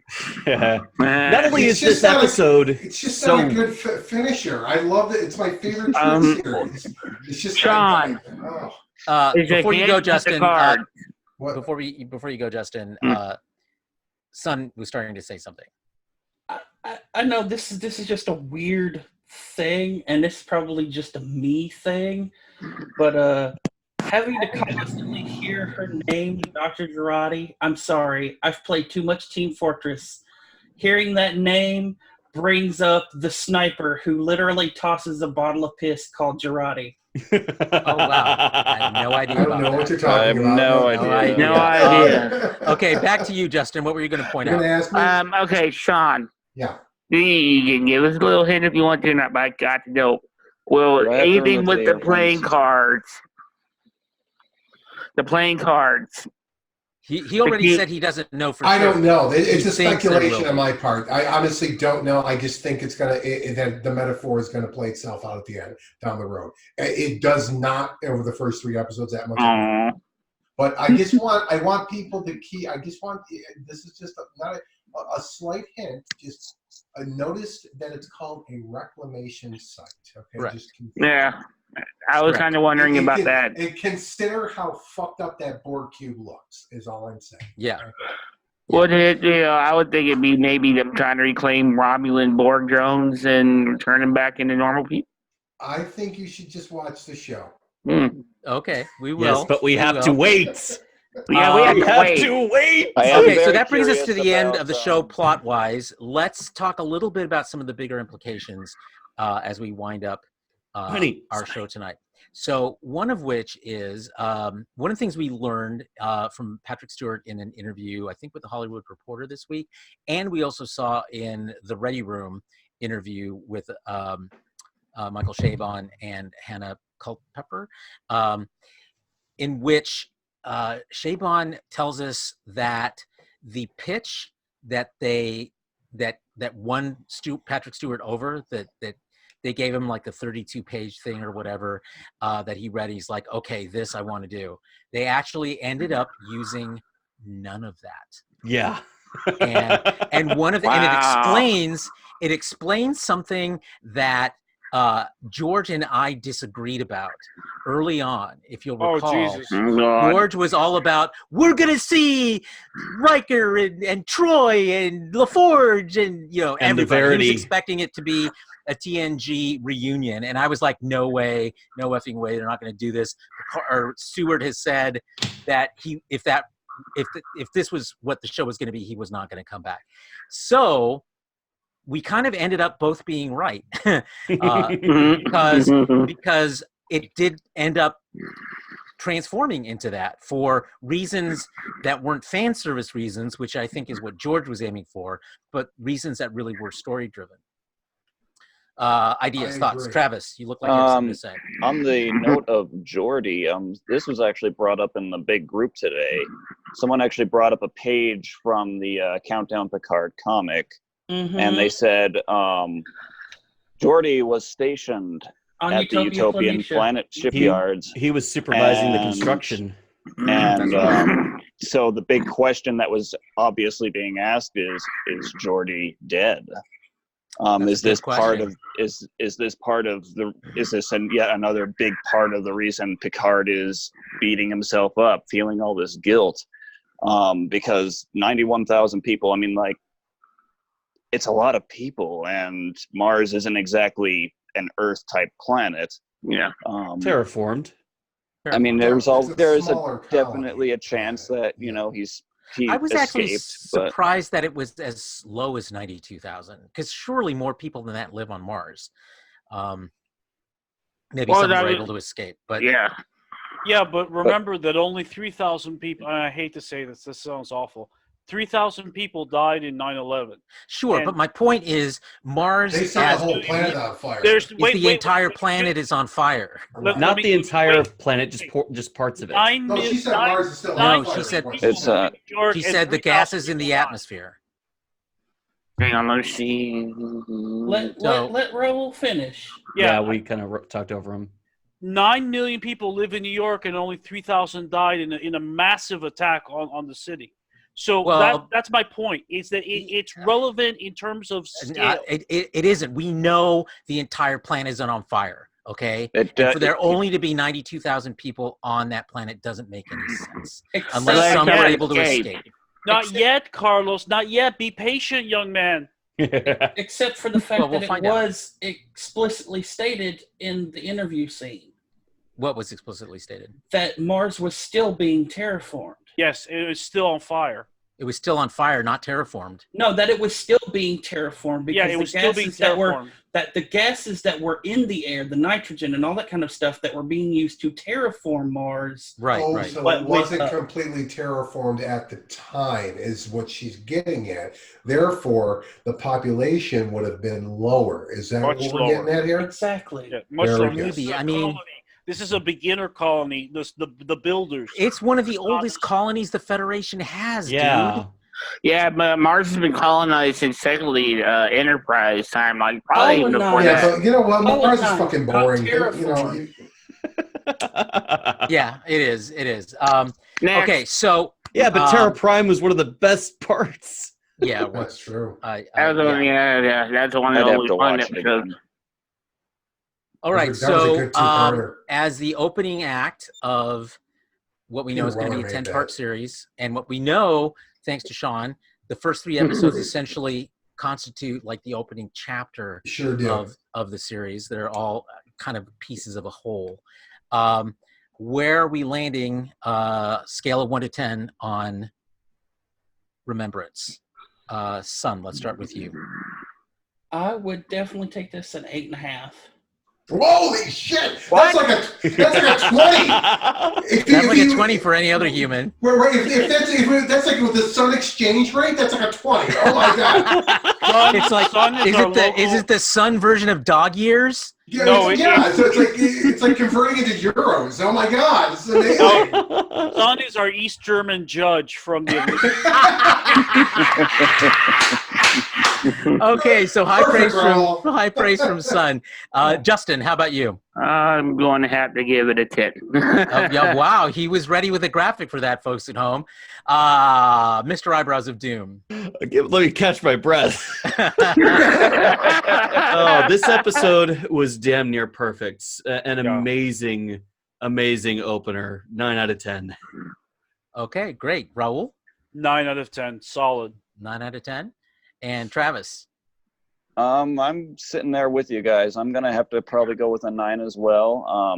My biggest takeaway from this is that not only do I believe this to be easily one of the best pilot episodes of Star Trek, but this show has the potential to potentially dethrone DS9 as my favorite Trek series of all Yeah, time. Ooh. Yep, I agree. It's And dealing this- with the same themes, but in a different manner, and I love that. Oh, yes. Yeah.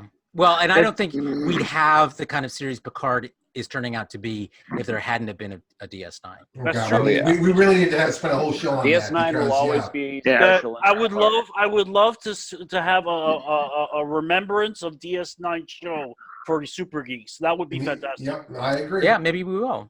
Yeah, we should. Might need to do We'll that. schedule that. I love DS9. And I We'll would like schedule to that. take this opportunity to point out for all of the big disco critics out there, we wouldn't have Star Trek Picard without Star Trek Discovery. Yep. Nope. Very true.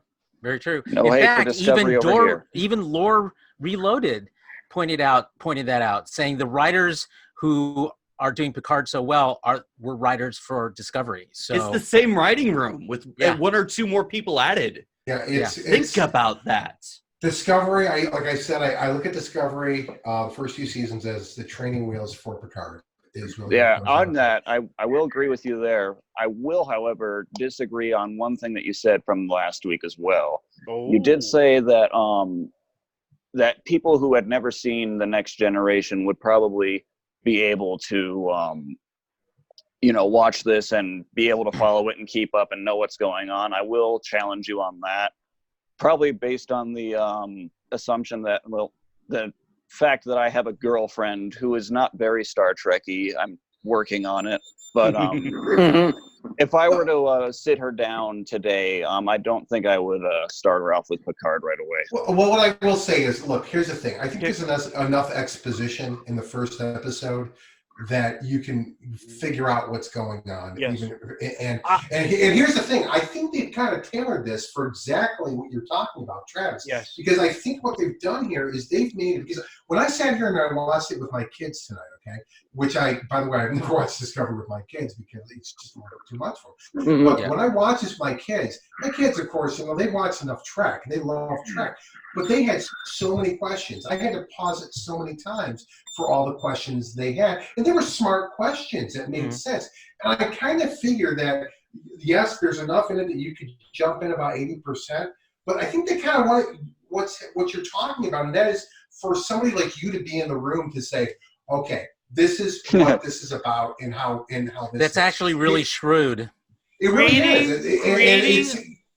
Excuse me. You basically create fans through this community of the show. You encourage dialogue between the viewers, and that is so golden. That's a really good point. And also, I'd like to point out that my mother, who did not keep up with all the Star Treks in and out, loved it because the show centers on humanity. Yes, and it that is Not a central starships. theme. Oh, the humanity. It does. I have seen over and over again where people who have never watched Star Trek before have seen Picard and they are in love. Yes. Well, and if you look at Picard is the new Baby Yoda. I'm calling it. Yes, I think actually you're right about that. Picard is the new Mandalorian. I wouldn't go so far, but as a series, I think he means. Yeah, as a series, he's the new Mandalorian. Because after Picard, I've completely forgotten about the Mandalorian. I gotta be honest. Yeah, I gotta tell you. Well, because you're seeing Star Trek. Yep. You're seeing in Picard a very complex set of storylines interacting with each other, which is the opposite of the Mandalorian. I mean, it's a virtue for the Mandalorian, but Star Trek is aiming higher here in terms of the kind of storytelling. That illustrates the writing team obviously took hints from The Expanse. I'll fight anybody on this. No. Well, Carlos, your last point. Oh, you're right. Illustrates the biggest difference between Star Trek and Star Wars, right there. Mm-hmm. Yeah. No, it's true. I totally agree with you, Ross. You're absolutely true. It's absolutely true. That look, Star Wars is very simple, and it works when it's at its most basic. Where Star Trek has never been about that. It's been about much higher concept programming. Just look at the first movie. Okay, let's wind up with our last two scores. Oh, I didn't give my rating. Yeah, it's your turn. Okay, I'm giving it a 9, and the only issue I have with it whatsoever is the same one you have, and that was how she left and then came back, and I thought it was silly. It was kind of unnecessary. But other than that, 9, and it's like. And my thing about it is that, like, again, biased here. I've seen the next 2 episodes for even better. So it's like hard for me to give a perfect 10 for this one just yet. But yeah, it is something else. It is great. Yeah, I want to say one more time, we hate you because you've seen it. Yes, we do. We officially hate you. I don't hate you. Very envious. Okay, so I'm going to give my score. Well, I'm going to give my score, and then we have one last question, and we wind up for the episode. My score, I'm giving it a 9.5 because it was this was a very ambitious pilot. It was a very ambitious pilot. The only reason I'm not giving it a 10 is exactly the same thing Sean said, because that was not a plot hole, but it was a contrivance that I think was unnecessary. Clunky. It was weird. It made it clunky. That's the only weird thing of the whole thing. Actually, it did not fit the rest of the episode. Yeah, exactly. But everything else, it did, however, further the notion that she was not human. With given, yes, it did do that. But again, that's just a device. They're using a device that actually takes you out of the storyline, which up to that point had been very organic and very, real. Honestly, they could have done that whole scene with the hacking in the first scene when she finds Picard. When she's walking down the street. They could have just done that right there and left it at that. They probably filmed it that way. They could have probably filmed it that way and just turn around at the last minute and decide to edit it the other way. We'll never know. You know what? It's true because actually, when you think of it, Justin, that actually makes sense because if you look at the 2 scenes where she's watching on the TV, which I love, when she's watching the TV, and then that scene later where she's it's like the exact same scene. It does feel like she's in the same place. And, exactly. it wouldn't be the first time they get pulled some crazy crap like that editing. So, why not? Sure. Yeah, I mean, the only thing really we see as an added plot point in there is the mom. Mm-hmm. Yeah. And it definitely, they use that as a way to potentially, as a plant that maybe her memories aren't real. Right. That they were implanted. She doesn't really have a mom. Even though there is that line, remember, that Picard says to her about, love that line. That, it's so beautiful. It's your memory. That's a beautiful memory. Yes. And no one can take that away from you. Every single interaction between Picard and Daj is so compassionate. It is. It's like a father with his daughter. Understanding in every single moment. She's sitting there losing her own sense of identity and self, and he's reaching out to her with humanity. Compassion. What I felt with that. Okay, one at a time. You know what I felt Justin, with then that? Sean. I felt it was like a grandfather reaching out to his granddaughter. Yeah, in a way. I'll tell you what. For a guy who never had any children, never wanted any children, boy, he'd make a great dad. I mean, seriously, I want Picard as my dad. Well, a lot of I love people. my dad, but There's still time, Sean. There's still time to be adopted. A lot of people in reviews, I've read a couple that referred to him as Space Dad. Yeah, really. So I mean, that definitely does come through. He had to grow into it, though. Season 1 Picard was not fun. Oh, he was grumpy Oh, Picard. yeah. He was mean Picard. Children and all. He did not have a flute to play, gentlemen. yeah. That's what Well, she you know said. what? You know what I bet? He went through it. He went needed through to it say it hard. as Cayman. Of course. Okay, Of course. let's wind up. We finished talking about the episode. We've got cool stuff coming, according to the man we hate, Sean. Let's talk about a little bit about reaction, critical reaction from critics, from reviewers, and also fan reaction, both the positive and the negative. What do you guys think? What have you observed in the last couple of days? And this will be the last segment in today's show. Let's start with Sean.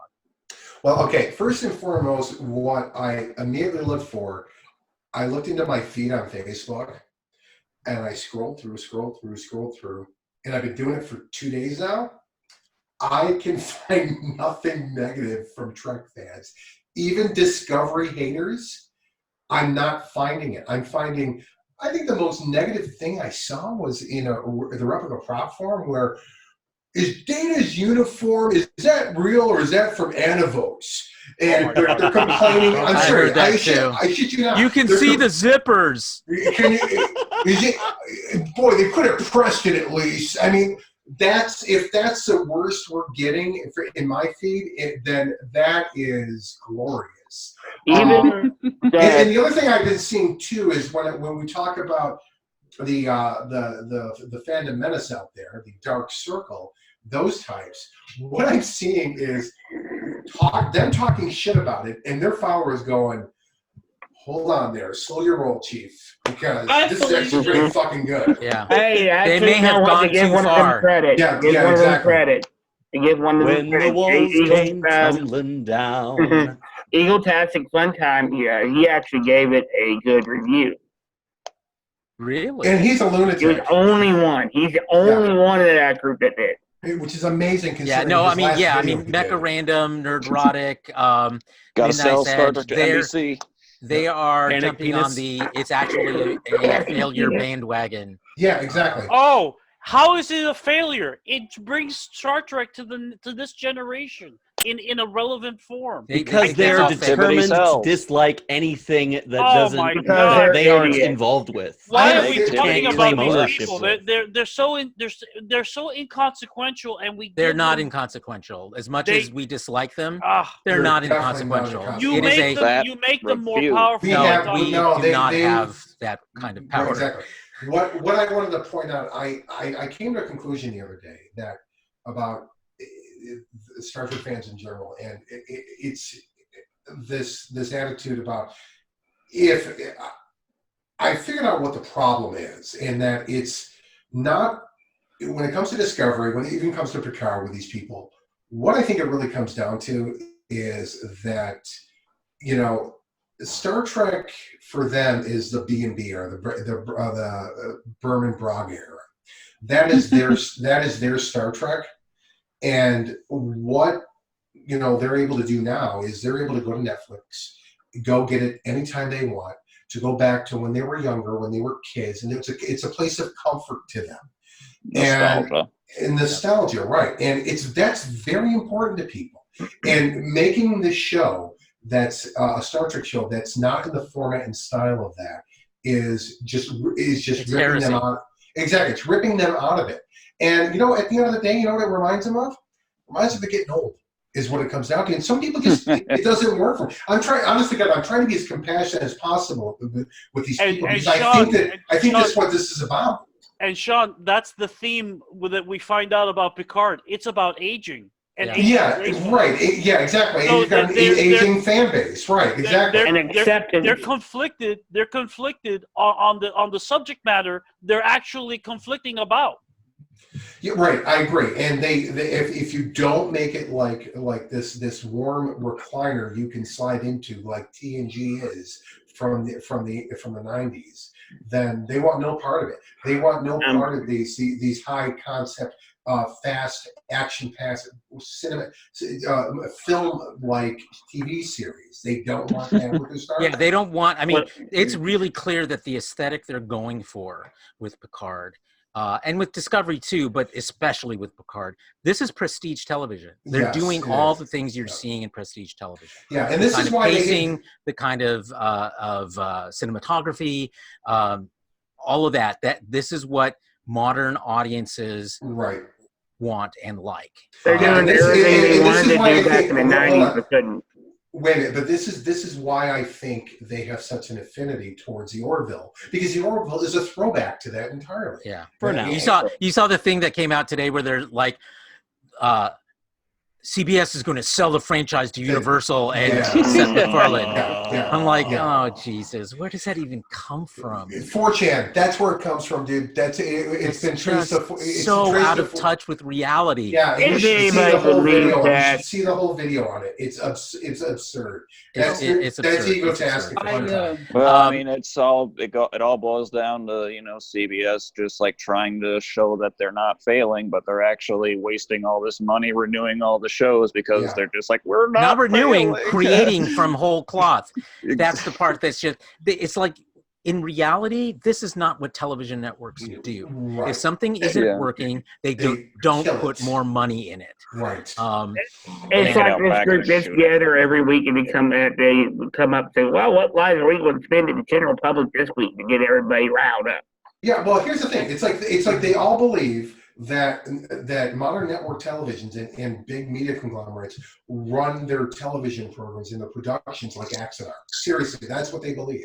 It's all sunk cost fallacy. Just keep throwing more money at it, more money at it. And it doesn't work that way, period. If it doesn't work, they shit can it. Seriously. And that's what they do. And that's TV, folks. Well, it's also, they're publicly held corporations. They're responsible to shareholders. Who, if this is the way that they work, it guarantees they're going to lose money, and they can be sued by their own shareholders for that. Those shareholders are not just. By the way, I wanted to talk about this on one episode.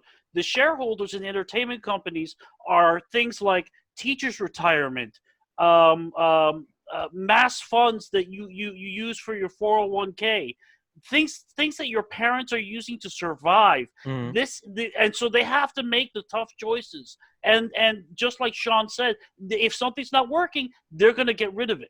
Period. It's not sentimental for them. No, it's all very short term. It's quarter by quarter is how this works. And like Carlos said, this is SEC territory here. If you lie on your reports, that's a crime. That's huge. And this is one of the arguments these people always make, is that they're lying about this. You can't lie about this.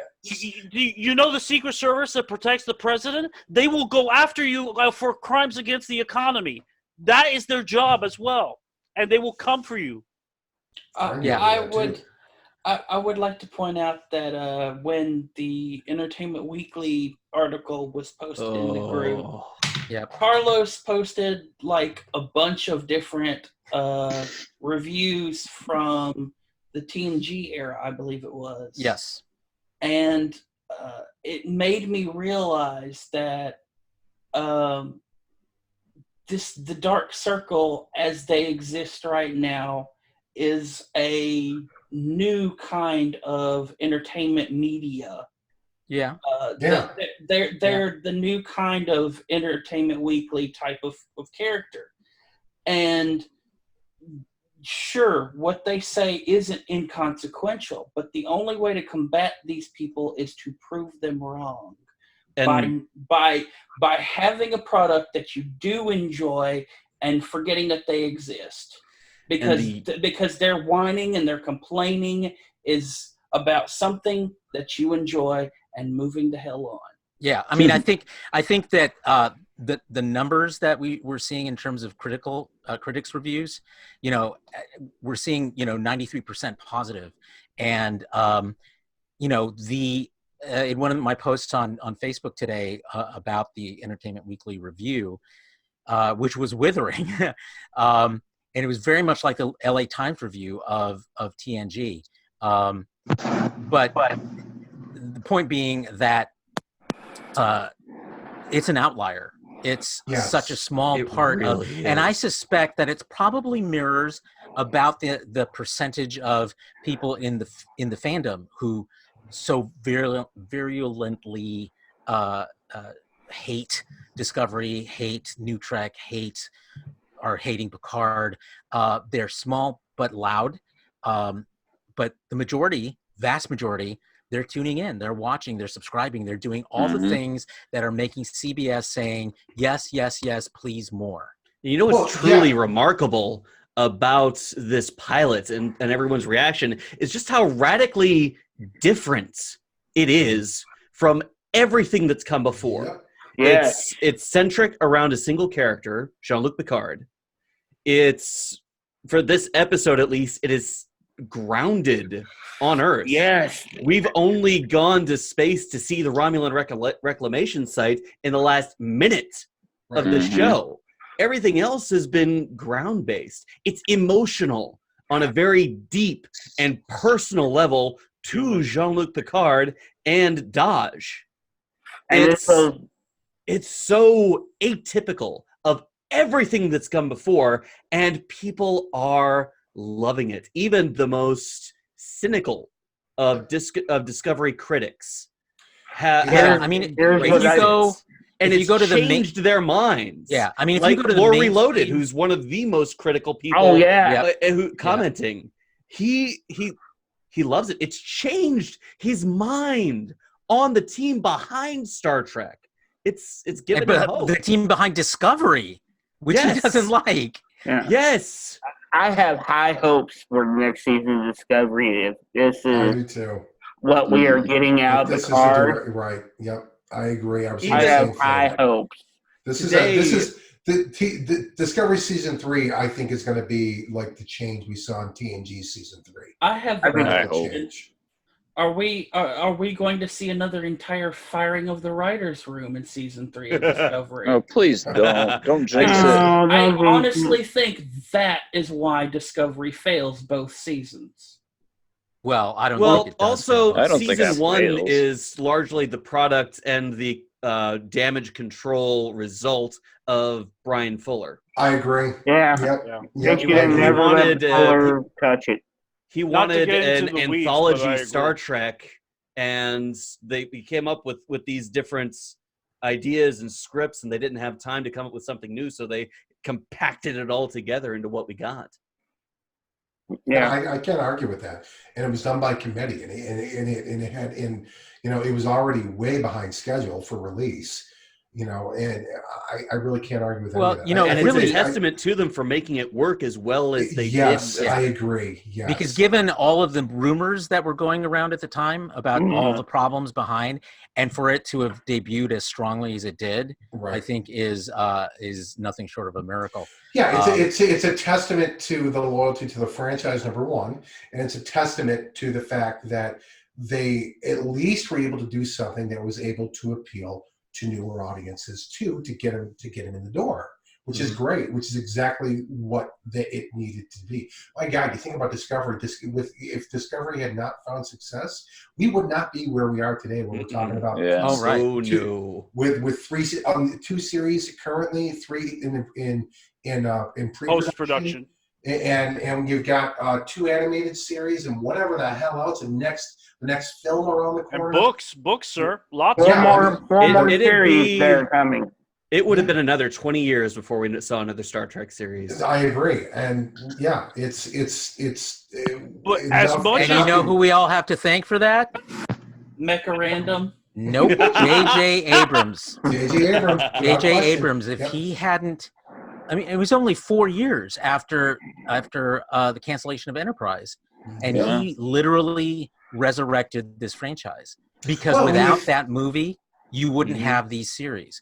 Without that movie, for Star Wars, it was only 2 years that he said, "Let's do this." Because remember, that movie was actually supposed to come out in Christmas of 2008. They filmed it in 2007. I have a poster that says 2008 on it. That's when it was supposed to come out. So, J.J. Abrams smartly here it is. Hold on, check it out. Boom, right here.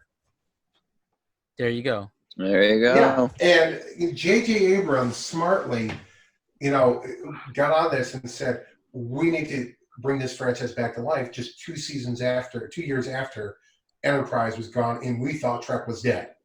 And thank God he did, because look where we are today. I mean, this is a new golden era of Star Trek. Sean, I remember whenever that poster came about. Sorry, Raul, I didn't mean to step on you there, buddy.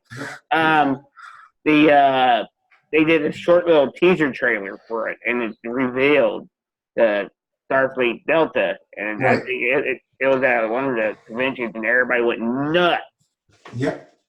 As smart as Sean's wrap up was, all I could do was stare at his ass when he was turning around. I'm sorry.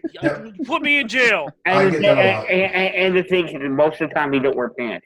Exactly. That's what he's thinking about.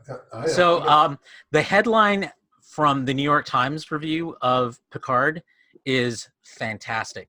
It is, Picard is finally Star Trek peak TV. Yeah, it is. I mean, this is up there with any of the best series on television. Period. This can carry not only the series, but the entire network to the new era. Yeah. Well, as much as they're marketing it, Picard is absolutely everywhere. I would pay twice for CBS All Access just for Picard. Here's the thing. I think this is the most advertised Star Trek production ever. It's on my Xbox. Yeah. On the opening screen. So, speaking of marketing, Cherry Tree is actually offering the Reclamation Cube as a computer case. Yeah, I posted that. Well, I mean, to be fair, that company has I saw those things at STLV. So it's not like it just came out. They've been doing Borg Cube for about 3 years, actually. Yeah, so it's not totally. But yeah, they're probably seeing increased sales, no doubt, because of it. Oh, no doubt. Yeah, and this is literally a limited edition Borg Cube from the Picard show. Sure, but the idea predates Picard. I wanted to point out that a lot of the questions I keep seeing pop up is, are they having this starship? Are you seeing starship? It's like, look, dude, that ain't what this show is about. Yeah, you're going to see starships, but don't focus on that, because this show is an exploration of people, is what this is. This is entirely a character-driven show, and it's introspective. So we're actually as much as I love the all the little ships, I am completely satisfied with this not being that show. Exactly. And I'd like to say that the tech is a tool, not the end result, which happened in TNG so many times. The tech ended up being the result. There was almost no technobabble. Yeah, exactly. Right. Exactly. The closest we got was the Daystrom Institute stuff. Here's the thing. this proves that they could do a Star Trek series based on a planetary with minimal space, and they could get by with it as long as the story's good enough. It's like they just proved it with Picard. Look at this. I mean, everybody loved it, and we didn't even. Wait. One thing we forgot to mention, ladies and gentlemen, is that the series rise and falls on one man doing the incredible job he's doing, which is Sir Patrick Stewart. Yep. Oh yeah. Yeah, I mean, we wouldn't have it without him. Like, it's the title he's character. Gonna, well, yeah, but even apart from that, just his involvement he's in unbelievable. There was a lot of doubt as far as like how he would contribute to the writing process, because a lot of people were just like, like, I don't like what he had to contribute to Nemesis or Insurrection. And of course, but that was dealing with a totally different writer and a totally different director and a totally different studio, frankly. Yeah. Back to the technical side of this. See this right here. This is the complete technical memos from the collected technical memos from Star Trek Next Generation. Look how thick this is. Okay.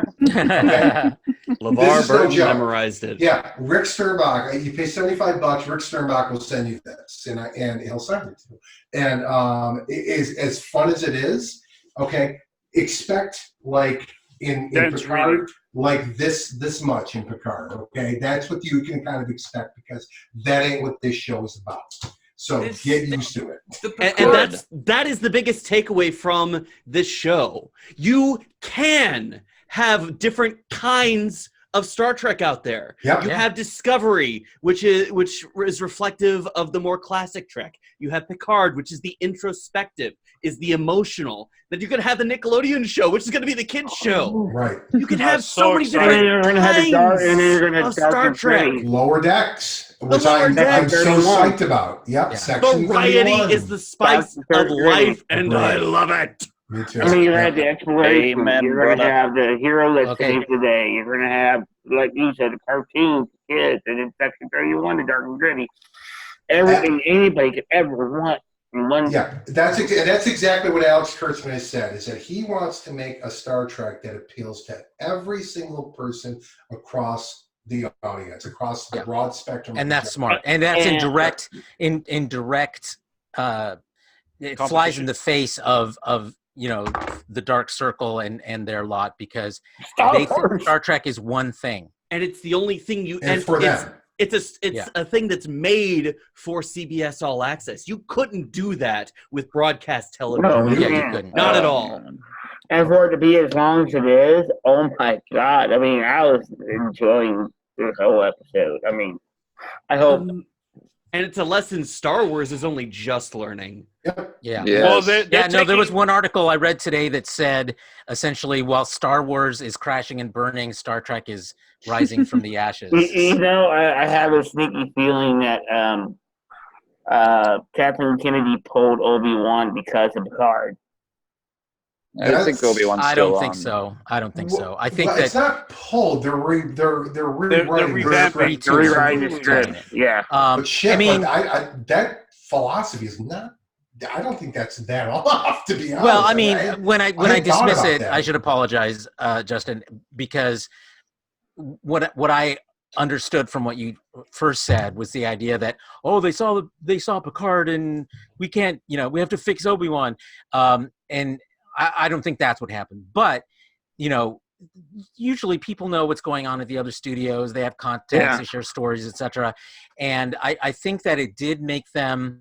Like, I'm working on a story. I'm working on a story right now with a writing partner, and we both watched Picard, and I mean, a lot of the observations I made today came out of this 2-hour-long conversation that we had about it this morning, and I realized we have to retool our whole story, not literally because of Picard, but because what they do in Picard is really good, and it raises what the we're bar. doing to be really good. It raises the bar. That's a very good way of putting and that's it. what I was trying to. That's what I was trying to get at, because I mean, they had seen Picard and been like, shit, we got up our game. I think the reason that Disney Plus they chose to go with they're pushing now more towards Star Wars series on Disney Plus is a direct result of the success Star Trek is having on CBS All Access. I firmly believe this. Well, that and the success like of their to- own animated shows. Rebels was a huge hit.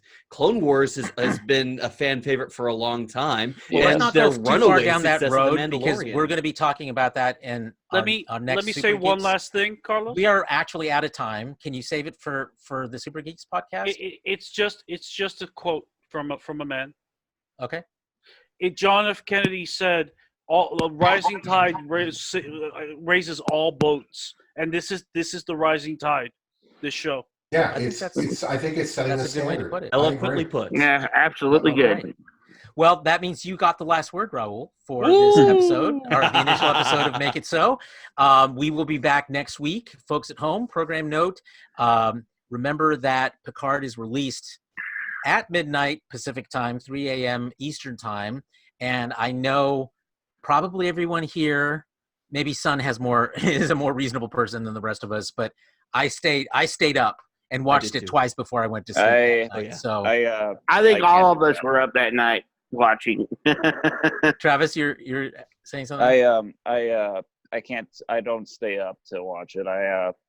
Not only do I work in the morning, I wait for the family and friends to. You're a very There. kind person. Son, when did you watch It's it? very tempting. I watched it at 8 that morning, 8 o'clock. Oh, okay. Something that morning. Okay, so that's still pretty early on. All right, so we'll be back next weekend when we release episode 2. It's called Maps and Legends, and Sean promises it's even better, so we're going to hold you to that, We hate Sean. you, Sean. We hate you. Yeah, we I hate you love so Sean. much. Enjoy Limbo for the Envy, next 2 not weeks. hate. Fun, and Envy. we are done for tonight. Take us out. All right. Black alert. Yeah, Black Alert. Black alert. Alert. Racist.